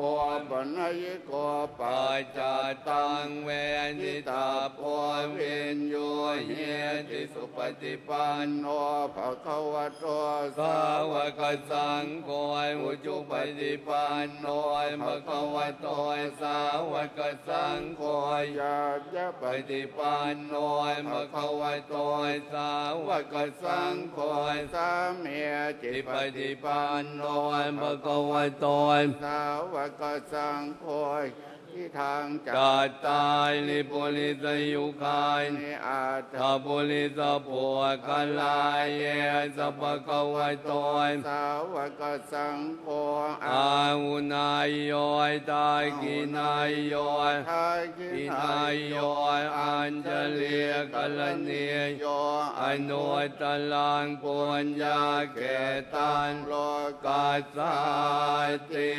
ปิปัสสิส ส น นมาตุจากุมันตาสสิเล เลีย ม มาโตสิกิส ปิ ปิ นมาตุสาปะโพยตายนุกรรมปิโน เว ส ส ะโพยสนมาตุนาหายตะกายตะตะปา ชิโนน น มา มาตุกกุสันตาสมาลเสนา ปมาติ ทินอยกอยนายกัมมนายสนมาตุ เตรียมไอตอยกายสะพายสนามายถูกเพปะมวยตายสะสาพติอังเกลสะสนามายถูกตายกายปวยตายสะสิเลม มาโตโย โยอิมายตามมะเมเตเสติสาป ปทุกขา ขา ป ป น น ว วย ต ต นาน าย แย แย จา จา ปิ ปิ เน เน พุทธาโล ลอยแกยถาป่วยตายวิปาสิสุงแต่ สนาอ อ ภิ ภิ สุ สุ นาน ายมหันตาเวทสาย พระทางหิทางเท เทวมโนยสายนานยัง นมาชั ชั น น ติ ติ โก โก ย ย ธ ธ ร ร ร ร มาม าน น เว เว ชา ชาย ย จ จ ร ร ณ ณ สั สั ม ม ปันนา ตายมหันตานเวทสายกายเวชายจ จ ร ร ณ ณ สั สั ม มปันนา ตายพุทธังวันตาย มะโคตมันเตโพชังโคสันติสังฆาโตธรรมานังวิเทโยตถาวิ วิ ริ ริ ย ยามเปลี่ยนทิปาจายนิโพชังคายจะตถา ปะเลส สมัยทุเพกโพชังคายสัจเตเต สัพพ ปจายสินายมุนินายสัมมทา คาตาภา ภาวิตาबहुเลียกตายสังวายทานเดียปิญญาย ยนิปานายะจะโพธิยาเอ เอเตนะสัจวาเจนะโสยติเตวตุสาปตายเยกัตมิงสมัยเย นาโทโม โมกาลายนานจะกาสปังกิลายแนน ทุ ขิเตติ ทิตวาโพชังเก สั ตา ท ย ธ ทะ เต เต สยิเตจตัง อภินันทิตวาลอยกายมวยจินสุตัง ขันเอตนาสา สาย จ จวายเจนะโสทิเตโหน ตุสัพพ พจายเอกตายธรรมลายชายพิเกลัน เยนาภิเปน จนทายเจเลนะทันเยวพันนาเบ เบตวานา สายทลายสัมโมยทิตวาย จังอาปาทาตัมมะโว โวยทายสิทายนะโสยเอเตนะสัจ จวัต เกนะโสยทิเตโหยตุสัพปทาปยีนา เตจะอาปาทาตินนานา ตามิมาเยตินานมาคาย มาตะกิเลสาวะปาตา ตาย ย โน โน ป ปา ฏิ ติ ธ ธ ร ร ร ร ม ม ตั ตั ง ง เอ เอ เตม นะสาจ ว วา าย เจ เจ นะ นะ โส โส ติ ทิ เต เต โหนตุสัพพทายันทุนนิ นิ มิ มิ ต ต ตั ตั ง ง อ อ ว ว มั มาง นขลานจะโยย มนาโพสกุณาสสาตัวปาปากังโหตุสุ สุ ปิ ปิ นาน าง ง อา อา กั การ น ตา ตาย ย พุ พุ ท ท ธาย นุภาเวนเวนาสมเอนตุยันทุ โอนนิมิตตังอวมานขลานจะโยยจาม มนาโพ โอย ส ส กุ กุ ณ ณายสสาตัว ปา ปา ปา ปา กังโหตุ โอย สุ สุ ปิ ปิ นาน าง ง อา อา กั การ น ตายธรรมาย นุภาเวนเวนาสม แม เอน ตุยานทุนนิมิตตังอวมาน ขลานจะ จะ โย โย ย ย จา จาม ม นา นา โพ โพ ย ย ส ส กุ กุ ณ ณ า าย สสาโต โอยปาปายกั กั ง ง โวยโด โด ย ย สุ สุ ปิ ปิ นาน าง งอาการตา ตาย ย สั สั ง งขาย นุภาเวนเวนาสมเพนตัวนัตถิเมสรนังอัญญังพุทโธเมสรนังวลังเอเตนะสัจวัชเชนะโหน ตุเตนจะยามานกัลลายนายติเมสลนังยาน ธร ธร ร ร ม ม โม โม เม เม สรนังวลังเอเตนะสัจวัชเชนะโหนตุเตเจ จะ ย ยา มั มาง น ก กัล ลา ลาย ย นาน าย ทิ ติ เม เม ส ส ร ล นั นั ง ง อัญญั ยาง น สั สั ง ง โฆ โฆเมสลนัง วลังเอ เอ เต เต นะ นะ สั สา จ จวาเจ นะ นะ ตุเตเจยมั มั ง ง ค กัล ลา ลาน น ยั ยัง ง กิ กิ น น เจ เจ ร ร ต ต นั นาง ง โล โล ย ย เก เก ว ว เวสติเวเวธรรมบุ ปุ ตุ ตุ ร ร ต ต นาน าย ย โพ โพ ย ย ทั ทั ส ส มาม าย ย นา นา ทิ ทิ ตั ตั ส ส มา มา โส โส ที ที ภวันตุเตยัง เกณฑ์เจรตนานโลยเกวเวสติวิวิทัง ปุตุรต ต นาน าย ยธรรมสมายนาทิตัสมาโสที ภวันตุ ตุ เต เต ยั ยัง ง เก เก ณ ณ ฑ์ ฑ์ เจ เจ ร ร ต ต นาน าน โล โล ย ย เก เก ว ว เวส ส ติ ติ วิ วิ วิ วิ ทั ทั ง ง บุ บุ ตุ ตุ ล ล นาน านสัง ขั ฆ ส ส มา มา นาทิตัสมาโสทีภาวันตุเตขับปัตตายจะเนทุกขาพยาปัตตายจะเนพยาโสกปัตตายจะเนโสกาตุสัพเพปิปานิโน โนเยตาวตายจังเมหิสัมปตัง ปุญญสัมปทังสัพเพเทวานุโมทตุสัพพสัมปติสิทธิยาทานันทาทันตุสัทธายสีลังลาคันตุสัพพทาภาวั วันนานบิลตาวนตุกายจันตุเทวตาคตาน สัพเพพุ พุ ท ท ธา ธานปลาปัตตาปัจเจก กานันจะยัมห พ ลั ลั ง งอรหันตายนันตเตมนลาคังพันธามิสัพพาโส อาหุง ส สห หายสมบิเนมิตสา พุทธันตังกิเลเม เมกัลลายมุติตะโกลสเสนมาลัง ทานันติธรรมวิธินาชิ จิ ต ตวายมุนินโดยตันเตจะสาภวจุเต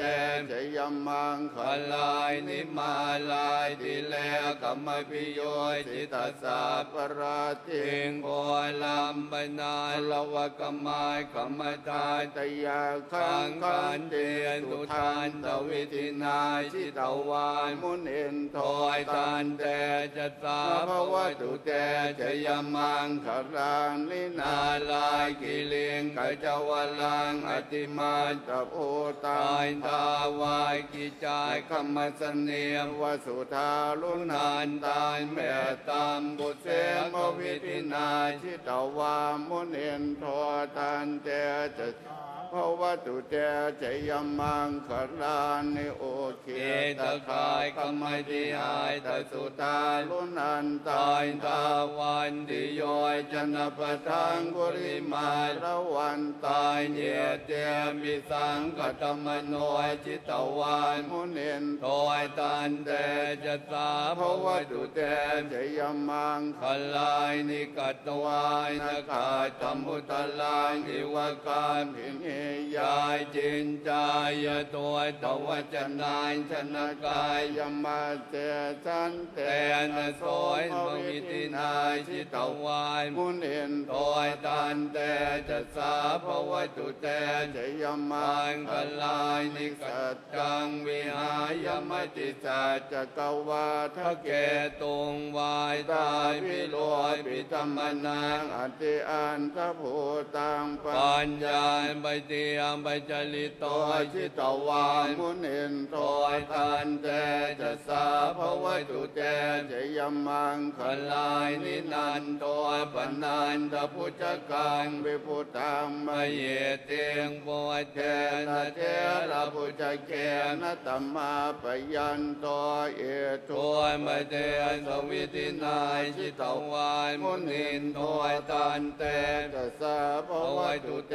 จะยมังคลายนิ ตุ ตายมีป่วยแต่จะยมังคลา อา อา ทาคา ตายโยวายจะน้อยทินาทิเน สรเตม มตันเดียยิตวายนันเนกวิวิทา นิ นิ จุปาทวานิโม โอคายสุขังอธิกมายนโลยปัญโย มหากาลุ ลุ นิ นิ โก โกยนายโทหิตายาสา ภพานินาง โก โพ เลตวาปาลเมีสัพพาปาโตย สัมโพธิมุตตมัง เอเตนะสาจวาเจ นะโหนตุเต ชยมังกลายชยันโต โพธิ ยามัวเลสักยายนายนัน ทิวัฒโนเอวังตวังวิ วิจโยโมหิจยา สุชยมังอปราชิ จิต ต ปานลังเกสีเสปทวิโมก ทะเลอภิเศก แกสัพพุทธายนางอาคาปัตโตนตติสุนาขาตายสุมังคลาสุปา ปาสังสุ สุติตายสุขนวยสุมหัวตอย จะสุเยต พรามไม่จายนิสุปทากกายกรรมังวาว า จา จากัมมังปะทาคินังปะทาคินังมโน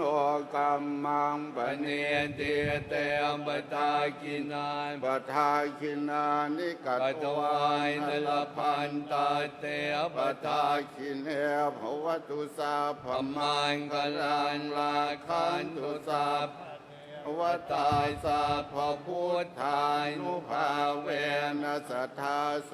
ทีภวันตุ ตุ เต เต ม ม ว วั ตุ ตุสัพพมังกลัน ลาคันตุสัพพเทวตาสั สั พ พ พ พ ธ ธ ร ร ร ร ม มานุ นุ ภา ภา เว เว นะ นัสทธาโสทีภ ภ วั วัน น ตุ ตุ เต เต ม ม ว วั ตุ ตุ สั สั พ พ พ พ มั มั ง ง ตังลาคันตุสัพพเทวตา พระสังฆายโนภาเวนัสตาโสทียมภาวันตุเตม สาธุพระสงฆ์สมณศักดิ์ได้เจริญพระพุทธมนต์จบลงไปนะครับลำดับต่อไปจะได้น้อมถวายพระป่าสามัคคี ในการนี้นะครับเรียนเชิญอุบาสกอุบาสิกาผู้ปฏิบัติธรรมทุกท่าน ตั้งจิตเป็นกุศลสำรวมกายวาจาใจประนมมือขึ้น ตั้งนะโมสามจบพร้อมกันครับนะโมตัสสะภะคะวะโตสัมมาสัมพุทธัสสะนะโมตัสสะภะคะวะโตอะระหะโตสัมพุทธัสสะนะโมตัสสะภะคะวะโตอะระหะโตสัมมาสัมพุทธัสสะน้อมกล่าวคำถวายพระป่าสามัคคีนะครับว่าตามกระผมอิมานิมะยังพันเตปังสกุละจิวรานิสัปริวารานิภิกขุสังคัสสะโอโนชยามะสาธุโนพันเตภิกขุสังโฆอิมานิปังสกุละจิวรานิสัปริวารานิปฏิคันหาตุอัมหากังทีฆรตังหิตายะสุขายะข้าแต่พระภิกษุสงฆ์ผู้เจริญข้าพเจ้าทั้งหลายขอน้อมถวายผ้าป่าสามัคคีจตุปัจจัยกับทั้งสิ่งของที่เป็นบริวารทั้งหลายเหล่านี้แด่พระภิกษุสงฆ์ขอพระภิกษุสงฆ์โปรดรับผ้าป่าสามัคคีจตุปัจจัยกับทั้งสิ่งของที่เป็นบริวารทั้งหลายเหล่านี้ของข้าพเจ้าทั้งหลายเพื่อประโยชน์เพื่อความสุขเพื่อความเจริญเพื่อความรุ่งเรืองเพื่อความเป็นสัพพสิริมงคลแก่ข้าพเจ้าและครอบครัวตลอดกาลและนานเทินสาธุในการนี้ขอประธานอนุญาตกราบอาราธนาเจ้าประคุณสมเด็จพระมหาธีราจารย์เจ้าประคุณสมเด็จองค์ประธานได้เมตตาเป็นประธานสงฆ์ในการพิจารณาผ้าป่าสามัคคีขอประธานอนุญาตกราบอาราธนาด้วยความเคารพยิ่งครับ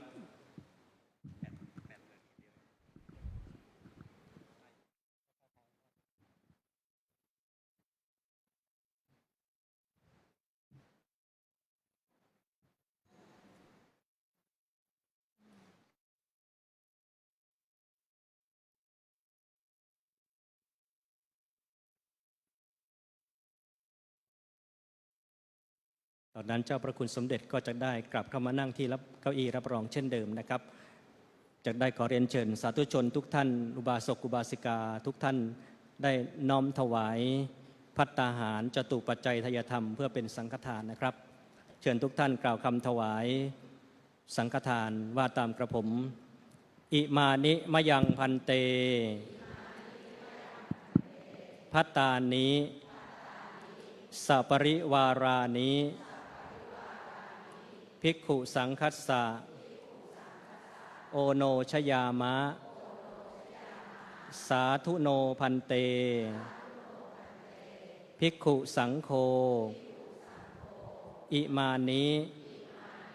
ภัตตานิสัปริวารานิปฏิคันหาตุอัมหากังทีฆรตัง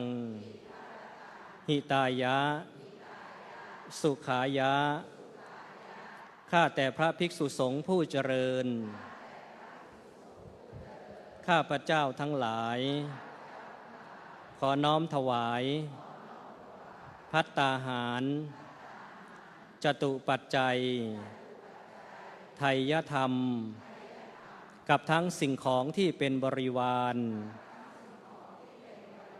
ทั้งหลายเหล่านี้แด่พระภิกษุสงฆ์ขอพระภิกษุสงฆ์โปรดรับ ภัตตาหาร จตุปัจจัย ไทยธรรม กับทั้งสิ่งของที่เป็นบริวาร ทั้งหลายเหล่านี้ ของข้าพเจ้าทั้งหลาย เพื่อประโยชน์ เพื่อความสุข เพื่อความเจริญ เพื่อความรุ่งเรือง เพื่อความเป็นสัพพสิริมงคล แก่ข้าพเจ้าและครอบครัว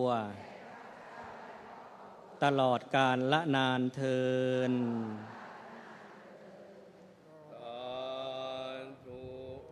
เรียนเชิญคุณมนัสนันท์เทียนผาสุขเป็นผู้แทนคณะอุบาสกอุบาสิกา ผู้ปฏิบัติธรรมทุกท่านน้อมถวายจตุปัจจัยทยธรรมแด่เจ้าประคุณสมเด็จพระมหาธีราจารย์เจ้าประคุณสมเด็จองค์ประธานในพิธีขอเรียนเชิญด้วยความเคารพครับเชิญทุกท่านประนมมือขึ้นนะครับอนุโมทนาบุญพร้อมกันครับสาธุสาธุสาธุอนุโมทามิ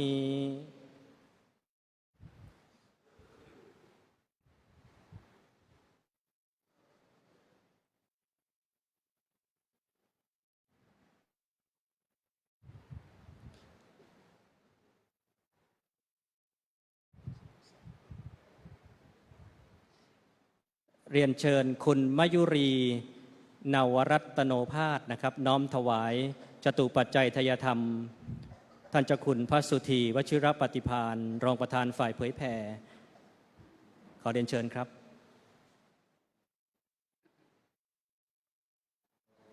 ขณะนี้นะครับคุณมยุรีนวรัตโนภาสนะครับน้อมถวายจตุปัจจัยทยธรรมเดี๋ยวท่านเจ้าคุณพระสุธีวชิรปฏิภาณนะครับอนุโมทนาบุญพร้อมกันครับสาธุสาธุสาธุอนุโมทามิลำดับต่อไปขอเรียนเชิญท่านผู้มีเกียรติที่มีนามต่อไปนี้เข้าถวายจตุปัจจัยทยธรรมแด่พระสงฆ์สมณศักดิ์เจริญพุทธมนต์นะครับรูปที่1นะครับจะได้เรียนเชิญคุณวัชรีศิริรัตน์อัสดรขอเรียนเชิญครับ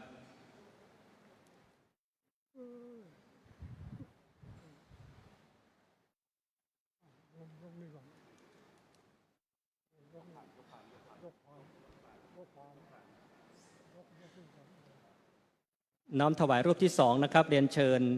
คุณวัชเทพศิริรัตน์อัสดรถวายรูปที่2นะครับ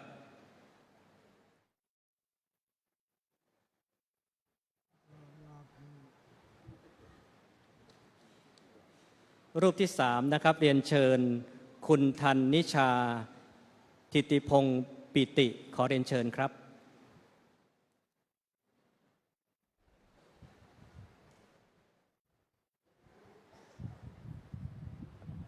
ถวายรูปที่4นะครับเรียนเชิญคุณบุญนิสากรจุลวีรนงค์ขอเรียนเชิญด้วยความเคารพครับ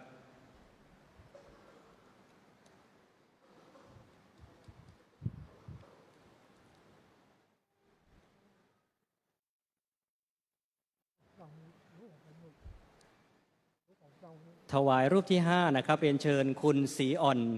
ด่านเจริญวรรณกิจขอเรียนเชิญครับ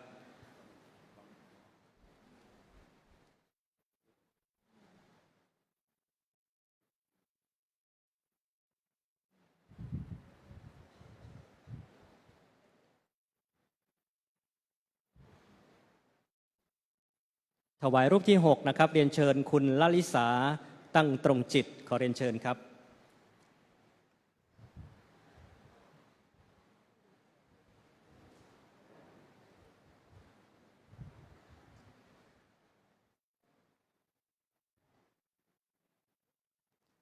ถวายรูปที่7เรียนเชิญคุณฐานรัตน์แสงเจริญตระกูลขอเรียนเชิญครับ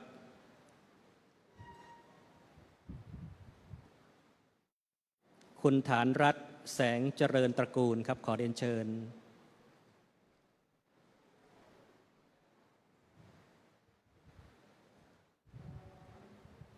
ถวายรูปที่8นะครับเรียนเชิญท่านผู้อำนวยการอโนชากิจจานนท์ข อเรียนเชิญด้วยความเคารพครับ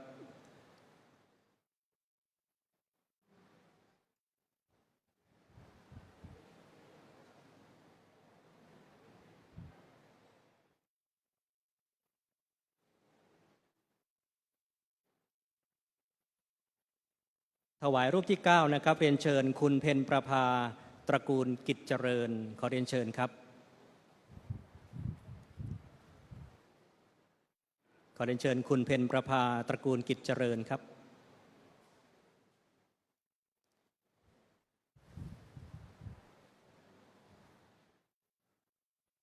และในการนี้นะครับคุณสาริตตั้งตรงจิตและครอบครัวนะครับจักได้น้อมถวายกระเช้าเจ้าพระคุณสมเด็จพระมหาธีราจารย์นะครับขอเรียนเชิญท่านสาริตตั้งตรงจิตเข้าถวายกระเช้าเจ้าพระคุณสมเด็จองค์ประธานเลยนะครับ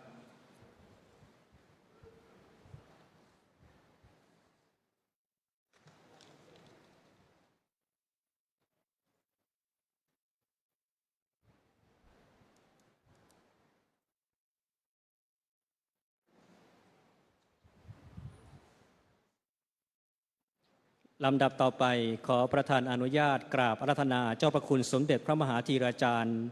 เจ้าพระคุณสมเด็จองค์ประธานในพิธีได้เมตตากล่าวสัมโมทนียกถาควรมิควรสุดแต่จะเมตตาขอรับ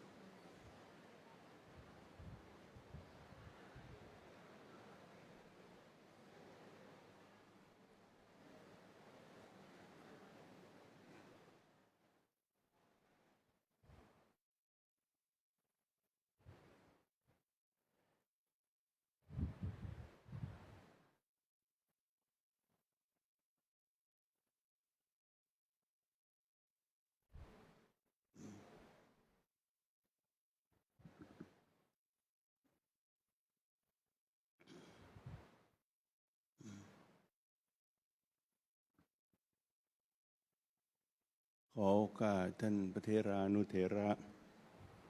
บัดประชิตพลวิมลมังคลารามทุกรูปซึ่งมีท่านเจ้าคุณพระธรรมมงคลวชิโรภาสเป็นต้นเป็นประธานญาติโยมสาธุชนคณะผู้ปฏิบัติธรรมสำนักปฏิบัติธรรมประจำกรุงเทพมหานครแห่งที่62วัดพระเชตุพนทุกท่านวันนี้เป็นวันทำบุญมงคลเนื่องในโอกาสที่วัดพระเชตุพนได้ตั้งสำนักปฏิบัติธรรมประจำวัดพระเชตุพนครบ9 ปีซึ่ง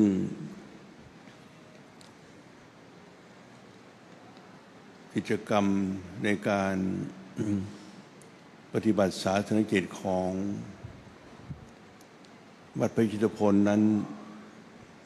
มีมากซึ่งทางคณะสงฆ์โดยมหาเถรสมาคมได้สรุปรวมสารกิจ ต่างๆ ซึ่งมีอยู่มากมาย ซึ่งแรกเริ่มสมเด็จพระสัมมาสัมพุทธเจ้าได้มอบหมายภาระธุระของพระสงฆ์และสำนักวัดต่างๆในการปฏิบัติภาระธุระสองด้านเท่านั้นคือในด้านคันธธุระคือการศึกษาพระธรรมวินัยและวิปัสสนาธุระการนำเอาหลักคันธธุระพระธรรมวินัยนั้นซึ่งมีอยู่หลายอย่างนั้นออกสู่การปฏิบัติรวมถึงการปฏิบัติอย่างเข้มข้นก็คือในด้านจิตภาวนาแต่ว่าในภายหลังต่อมาการลุกการได้ผ่านมายาวนาน 2,000 กว่าปี งานพระศาสนานั้นจากเพียงสองฝ่ายคือคันธธุระและวิปัสสนาธุระได้ขยายงานออกไปมากมายหลายด้านแต่เมื่อกล่าวโดยสรุปนี่โดยสรุปนะยังอยู่ได้งานถึง9ฝ่ายใน9ฝ่ายนั้นยังมีย่อยๆออกไปอีกเยอะเลยเช่นฝ่ายปกครองฝ่ายศาสนศึกษา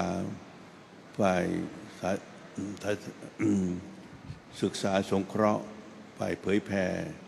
และปฏิบัติธรรมและฝ่ายสาธารณการการก่อสร้างการบูรณะปฏิสังขรณ์แล้วก็ฝ่ายสาธารณสงเคราะห์คือการช่วยเหลือเกื้อกูลพระสงฆ์วัดและพุทธศาสนิกชนเฉพาะวันนี้สำนักปฏิบัติธรรมสำนักวัดพระเชตุพนเราได้ทำการทำบุญในโอกาสครบ9 ปีในการก่อตั้งขึ้นซึ่งความจริงมันไม่ใช่9 ปีเนี่ยความจริงมันมากกว่านี้ตั้งแต่ตั้งวัดมาเนี่ย200 กว่าปีพร้อมกับสรรสร้างวัดมานี้ก็ได้ปฏิบัติทุกๆด้านรวมทั้งการปฏิบัติธรรมด้วยแต่ที่เราพูดถึง9 ปีนั้นหมายถึงการก่อตั้งอย่างเป็นทางการของ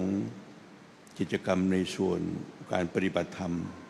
โดยเฉพาะนี้9 ปีในโอกาสดังกล่าวนี้เราได้บำเพ็ญทานศีลและภาวนาในส่วนทานก็มีกิจกรรมการบำเพ็ญบุญถือศีลการถวายจตุปัจจัยทายธรรมแก่พระสงฆ์ผู้ศึกษาธรรมะและปฏิบัติธรรมนำสู่การสงเคราะห์แก่ญาติโยมผู้ใคร่ต่อการศึกษาสัมมาปฏิบัติและก็ในโอกาสดังกล่าวนั้นก็ได้นึกถึงความดำรงมั่นของสาหกิจส่วนนี้ซึ่งจำเป็นจะต้องอาศัยปัจจัยต่างๆในการดำเนินกิจกรรมของสำนักปฏิบัติธรรมเพราะนั้นจึงได้จัดให้มีการทอดผ้าป่าสามัคคีก็เช่นเดียวกันคำว่าผ้าป่าสามัคคีข้อจำลองแบบครั้งโบราณนั้นพระสงฆ์ดำรงชีพด้วยการครองความเป็นสมณะนั้นจะต้องอาศัยปัจจัย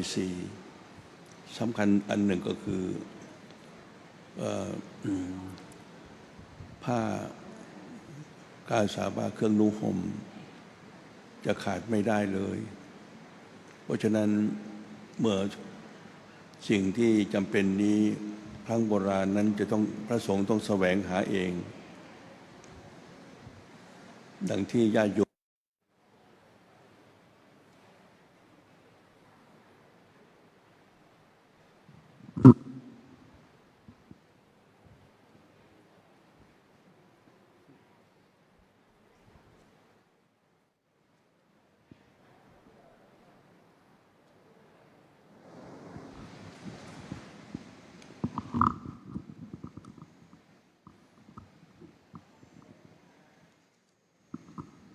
ใน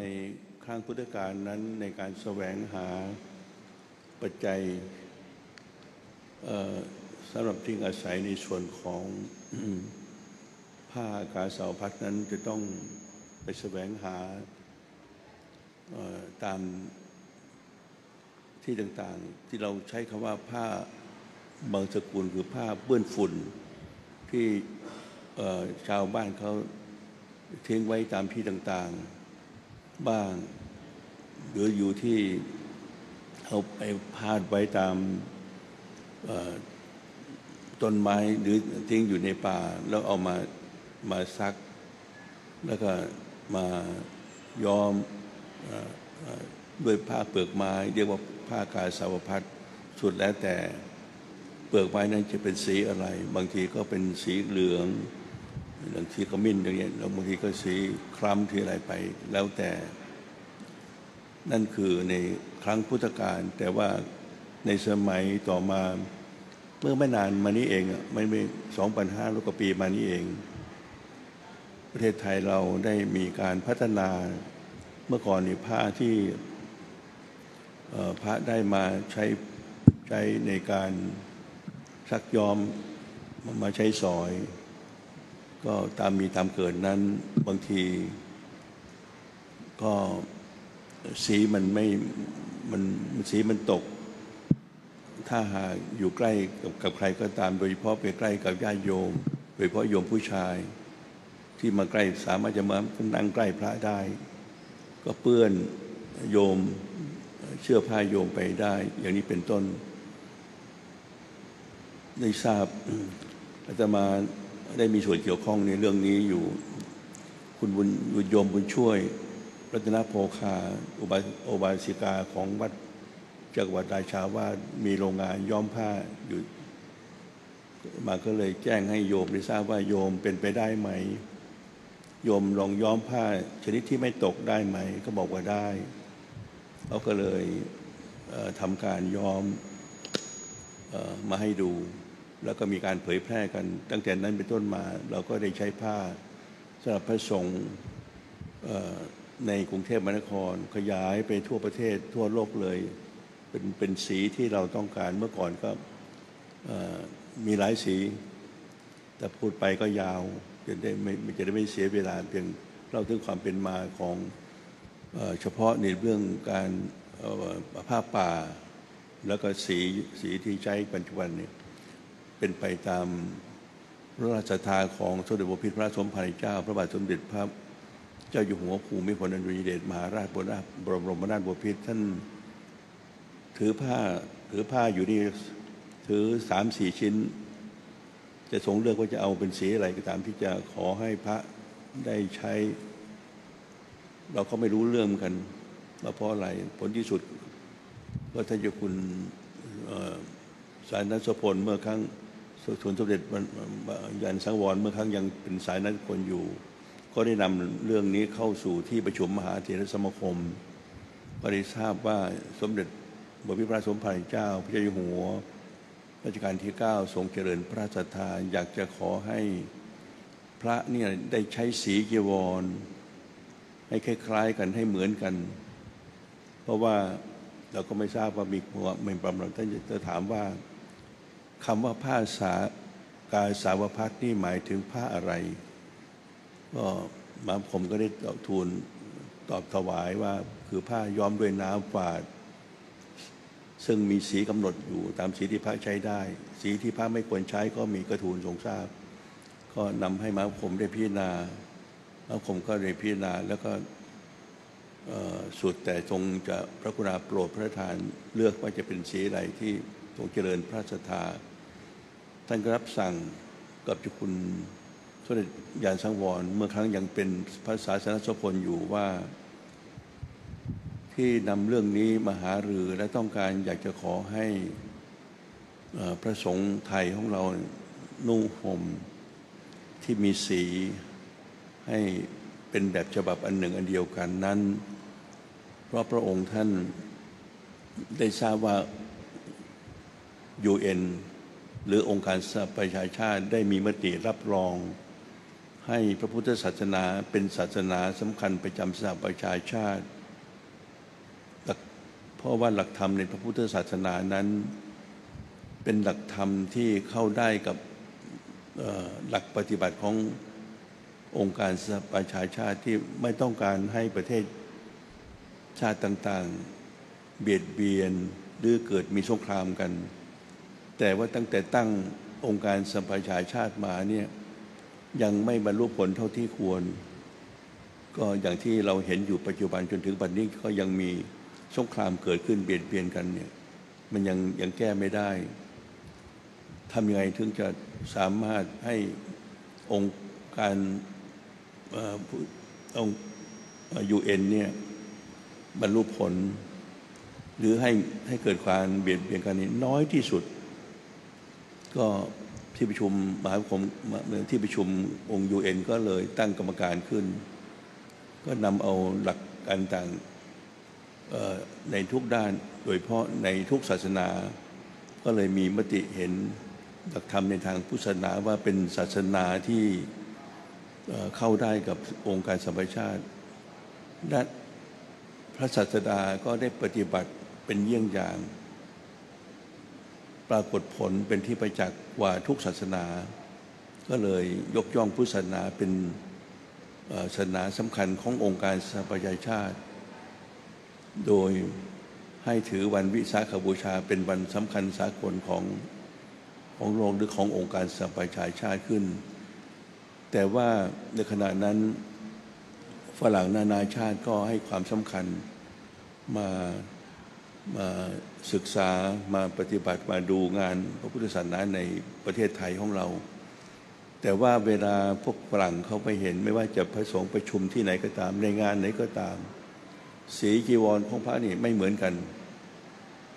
บางองค์ก็สีแดงบางองค์ก็สีคล้ำบางองค์ก็สีเหลืองอ๋อยบางแต่ไม่เหมือนกันก็เลยไปถามพระเจ้าอยู่หัวรัชกาลที่9ว่าที่พระสงฆ์ไทยเนี่ยสีเหลืองอ๋อยนี่เป็นชั้นไหนสีดำเป็นสีไหนสีอะไรก็ตามเขาก็เลยพระองค์ได้เลยตอบว่าความจริงเราไม่ได้กำหนดด้วยสีนี้เป็นไปตามสีของผ้าที่ย้อมด้วยเปลือกไม้ก็ทำให้เป็นสีนั้นเพราะความยังไม่เจริญไม่สามารถจะกำหนดให้เป็นสีเดียวกันได้ท่านก็ไม่สบายพระทัยคืออยากจะส่งเสริมให้พระพุทธศาสนาไทยของเราฝ่ายเทรวาสให้เป็นแบบฉบับอันหนึ่งอันเดียวกันเท่าที่จะทำได้เป็นการเจริญศรัทธาของพุทธบริษัทด้วยของชาวไทยและชาวโลกด้วยก็เลยมหาคมก็เลยขอให้พระองค์ท่านเป็นคนกำหนดพระองค์ท่านก็เลยกำหนดเป็นสีนี้เรียกว่าสีพระราชนิยมสีนี้แต่บังเอิญในขณะนั้นมีมติออกไปแล้วคณะสงฆ์หลายสำนักก็ได้ถือปฏิบัติตามแต่ว่ายังไม่ได้เอาเรื่องนำเข้าสู่การรับรองและขอให้กำหนดให้วัดทุกวัดทั่วสังฆมณฑลใช้สีนี้เพราะนั้นก็สีที่ยังใช้อยู่ก็เลยภายในวัดจะใช้ยังไงก็ได้แต่เวลาเข้าวังเนี่ยต้องใช้สีพระนิยมเท่านั้นมีบางครั้งพระท่านเคยใช้อยู่ในวัดเป็นสีของตัวเองเวลาเข้าวังก็เอาสีเข้าวังก็ยังเหมือนเดิมอีกยังไม่เหมือนกันอีกเพราะนั้นก็เลยกำหนดให้เป็นระเบียบเดียวกันอย่างเข้มข้นเพราะฉะนั้นวันที่อาตมาได้รับพระมหากรุณาธิคุณให้เข้ามาครองวัดพระเชตุพน อาตมาใช้สีนี่หลายสีเลยสีเหลืองอ๋อยก็มีสีเหลืองแดงก็มีสีกรรมฐานก็มีสีอะไรมาเท่าไหร่ก็เปลี่ยนเรื่อยก็เลยทูลถามองค์ท่านพระบาทสมเด็จพระเจ้าอยู่หัวองค์ปัจจุบันว่าจะให้สัมภาษณ์นี่ปฏิบัติอย่างไรเพราะเปลี่ยนไปเปลี่ยนมาเปลี่ยนไปก็มันก็ลำบากองค์ท่านก็เลยบอกขอให้นิมนต์พระเถระผู้ใหญ่ในวัดเนี่ยเข้าไปเจริญพุทธมนต์ในวังในวังวันนั้นอย่างที่ทุกท่านเห็นเขาเข้าไปแล้วมาเลยทูลถามว่าจะให้วัดพระชิตพลครองผ้าสีไหนเพราะว่าวัดพิชิตพลนี่เป็นวัดสำคัญเป็นวัดประจำกรุงรัตนโกสินทร์หรือจะประจำสถาบันพระมหากษัตริย์ปฐมบรมราชกรีวงศ์เป็นวัดสำคัญองค์ท่านก็เลยบอกให้เอาตัวอย่างที่พ่อหมายถึงพระเจ้าอยู่หัวรัชกาลที่ 9ได้กำหนดถวายขอมหาคมเอาไว้ตั้งแต่นั้นมาก็พระองค์ท่านก็เลยพระราชทานพระไตรจีวรถวายให้พระสงฆ์วัดพระเยซูพลทั้งหมดทั้งในพระภิกษุและสามเณรด้วยถวายถ้าถวายชุดเดียวก็ไม่พอเพราะว่าจะต้องมีการผลัดเปลี่ยนก็เลยถวาย2 ชุดมาครั้งแรกและตอนนั้นก็ถวายมาเรื่อยๆส่วนวัดไหนอยากจะตามวัดพระชิตพลก็ได้ก็มีวัดอรุณราชวรามก็มาขอบอกว่าจะขอตามก็การก็ทูลให้ทรงทราบก็โปรดตามนั้นบางวัดก็อยากจะทำตามแต่ว่าก็เขินเพราะว่าเคยใช้มาแล้วอย่างนั้นอันนี้ผลเนี่ยมีอย่างวัดสะเกษหรือวัดปักน้ำเป็นต้นมาบอกว่าถ้าหากเรื่องเข้ามาคมก็อยากจะทำตามอันนี้เป็นความรู้ซึ่ง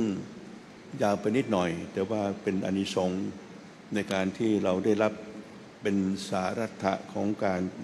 ทำบุญครบ9 ปีสำนักปฏิบัติธรรมประจำกรุงเทพมหานครประจำกรุงเทพมหานครวัดพระเชตุพนครบสำนักปฏิบัติธรรมคณะที่60สำนักที่62ในวันนี้ก็ขออนุโมทนาสาธุการญาติโยมในการทำบุญวันนี้ถือว่าเป็นการบำเพ็ญกุศลเป็นมหาสังฆทานเป็นทานที่มีผลมีอานิสงส์มากก็ขออนุโมทนาสาธุการต่อญาติโยมสาธุชนทุกท่านก็อำนาจแห่งบุญกุศลที่ญาติโยมได้มาบำเพ็ญกุศลครบ9 ปีของสำนักปฏิบัติธรรมประจำกรุงเทพมหานครวัดพระเชตุพนแห่งนี้ในโอกาสนี้ขอญาติโยมทุกท่านจงเจริญด้วยสิริสวัสดิ์พิพัฒนมงคลสมบูรณ์ผลในสิ่งที่มุ่งปรารถนาทุกประการขอภัยพิบัติอันตรายทั้งมวลที่เกิดขึ้น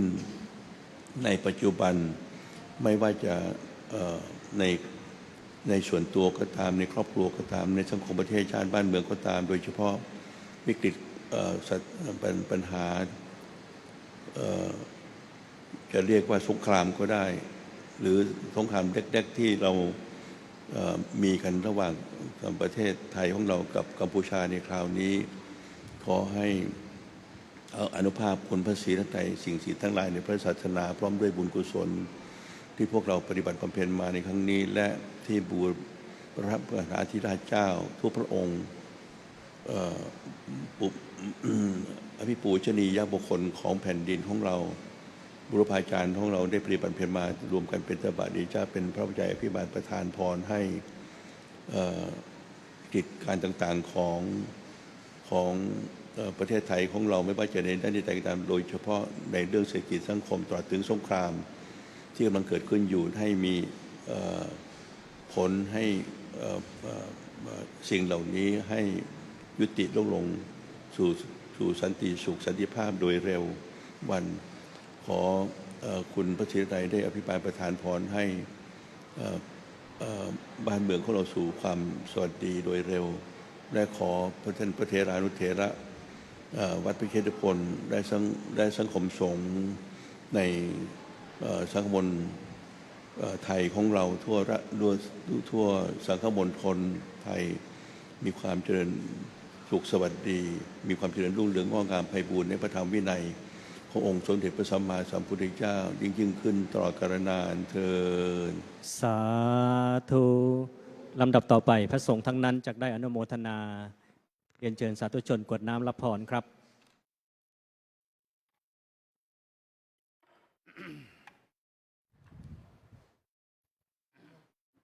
ยะถาวะลิวะหาปุราปริปุเรน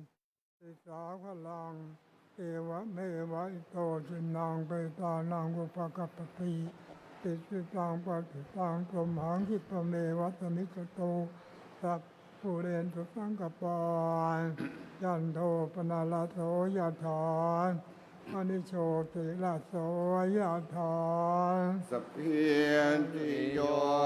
วิวาจันตุสัพ พะโล โอนโกนวินาศตุมาเตม ภะ วันตาลายโยสุขีเตีย คายโยโกภวัสสะเปียติโยวิวัช จันตุสัพพะโลกโกนวินาศ สตุม มาเตมปวัตวัน สรายโย สุขีเตียกายยุโกนภวัสสะติโยวิวาจันตุสัพ พะโลงโควิ วินาศตุมาเตมปวัต ตันต ตาลายโยสุขีเตีย คายโย ยุ โก โกนภวะ อภิวาว าย ท ทนาเสียเลีย สเนจั จั ง ง โว บุต ทา ตาป ปัจ จาย ยิโน จัตตาโลธรรม อาวา ปัจ จั จั น น ติ ติ อา อา ยุวันโนสุขัง ปาลัง สัพพพุทธ ตายนุภาเวนัสสะ พะธรรมะ นุภาเวนัสสะภะสังขาร นุภา เว เว นะปุตตะละตนันธรรม มรัตนังสังฆรัตนังติ ตินันรัตนานัง อนุภา เวนะจตุลาเสียติสหายสธรรมายคันธานุภาเวนะปิตกา ทยานุ นุ ภา ภาเวนะจินสาวกา นุภาเวนัสสะเพเต เตโลกายสัพเพเต พยาส สัพเพเตอันตรายา สัพเพ เตอุปัตตวายสัพ เต เตตุนิมิตตาสั สั พ พเพเต เตอวมังคลาวินาศ สันตุอายุ วายตะโกยตนวายตะโกย สิริวัฒ ตะโกยยะสวายตะโกย ปะระวาว ายตะโกยวันนวาย ทะโกสุ สุ ข ขวายตะโกยโหยตุสัพ ปัจทุกขโลยขัพยาเวลาโสกายสันตุจุปัตถวาอเนก กาย อันตรายาปิวินาสันตุจเตจะสายจยเสติธนังลาภา พัน น โต โต ติ ภาคยังสุขังพลังสิริอายุจวันโนจะพอ คัง โพธิจยสวาส ต ต วายสาจะอา อา ยุ ยุจะสิวเสียเทียภวันตุ เตม ภ ภ ว ว ตุ ตุ สั สั พ พ พมังครังลักขั ขั น นตุสัพพะเตม วัฏฏาสัพพ พระพุ พุ ท ท ธา ธา นุ นุ ภา ภา เว เว นั นั ส สทธา โสติภวันตุเต ภวตุสัพพมังค พลันลาคันตุสัม พเทว ปตาสัพพธรรมานุ นุภาเวนัส ทา โสติภวันตุเตภวตุสัพพ พมังคลังลา ขั คั น น ตุสัพ ปเท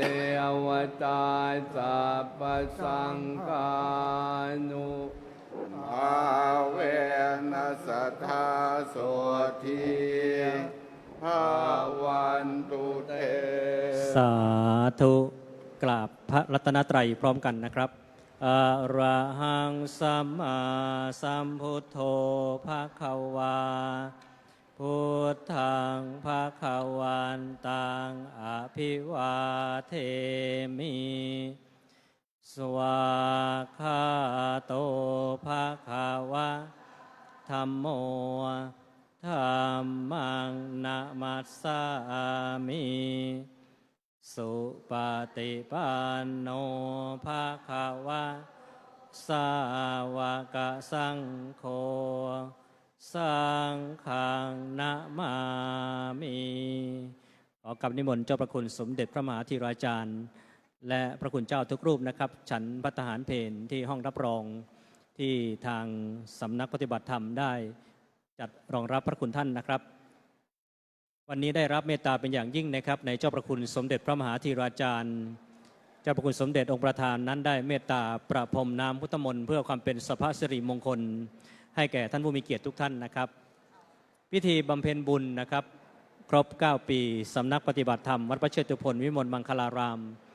ซึ่งกำหนดจัดขึ้นนะครับในวันเสาร์ที่16สิงหาคมพุทธศักราช2568นะครับตั้งแต่เช้ามานั้นนะครับได้จัดพิธีตักบาตรพระคุณเจ้าทั้งพระอารามนะครับ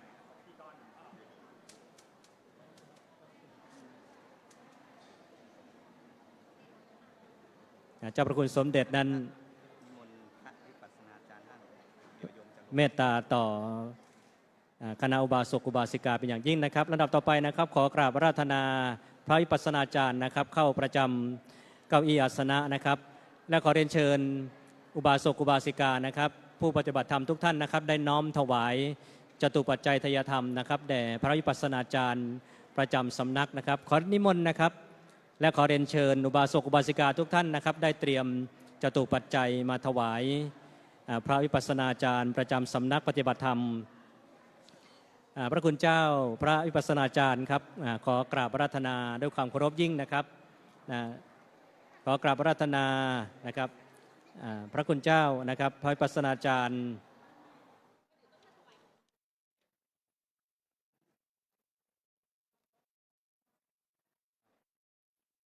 ขอกราบอาราธนานะครับพระมหาธีรโชติธีรปัญโย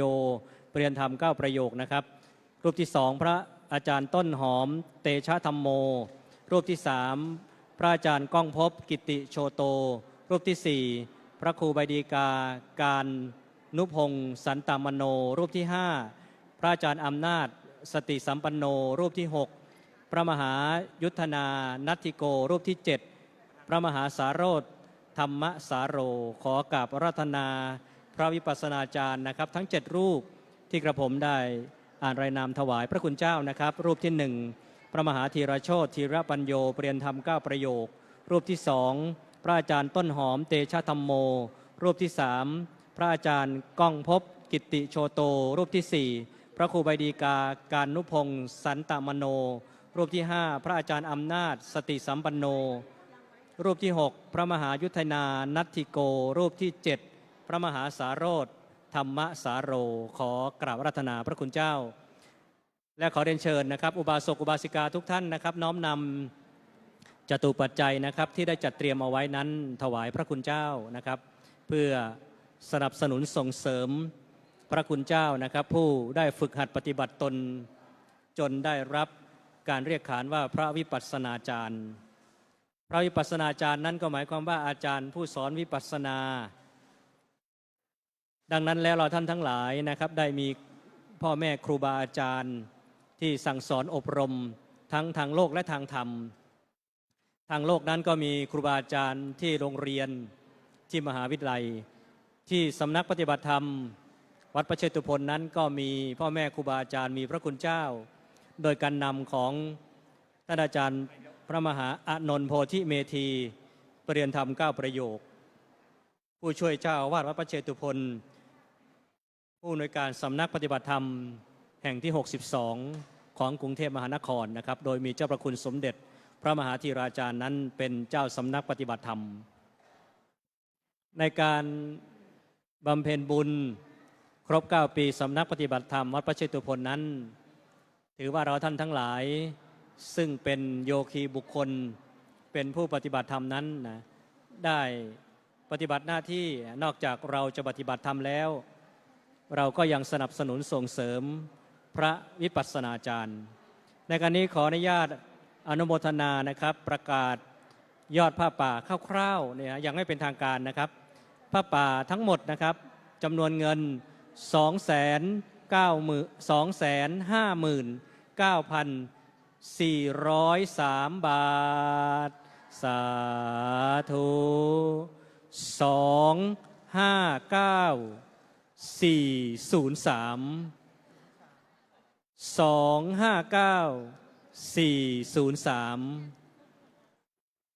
ขออนุโมทนาทุกท่านทุกคนนะครับวันนี้ทำบุญครบรอบ9ปีสำนักปฏิบัติธรรมแห่งที่ 62นับว่าเป็นบุญบารมีของเราท่านทั้งหลายที่ได้มาร่วมกันก่อกุศลในครั้งนี้นะครับในท้ายที่สุดแห่งการประชาสัมพันธ์นี้ก็ขออนุโมทนาและขอบคุณโดยเฉพาะอย่างยิ่งนะครับในการนี้นะครับขอกราบอาราธนาพระคุณเจ้าคณะทำงานนะครับคณะทำงานพระคุณเจ้าพระภิกษุสามเณรคณะทำงานขอกราบนิมนต์นะครับด้านในศาลาการประเรียนนะครับเพื่อที่จะได้น้อมให้ญาติโยมสาธุชนนั้นน้อมถวายจตุปัจจัยทายธรรมนะครับชุดที่1นี้พระวิปัสสนาจารย์นะครับชุดที่2พระคุณเจ้าพระภิกษุสามเณรคณะทำงานนะครับถ้าญาติโยมพร้อมแล้วนะครับน้อมถวายจตุปัจจัยทายธรรมเลยนะครับอนุโมทนาพร้อมกันนะครับสาธุสาธุสาธุอนุโมทามิกราบนิมนต์พระวิปัสสนาจารย์นะครับฉันภัตตาหารเพลนะครับ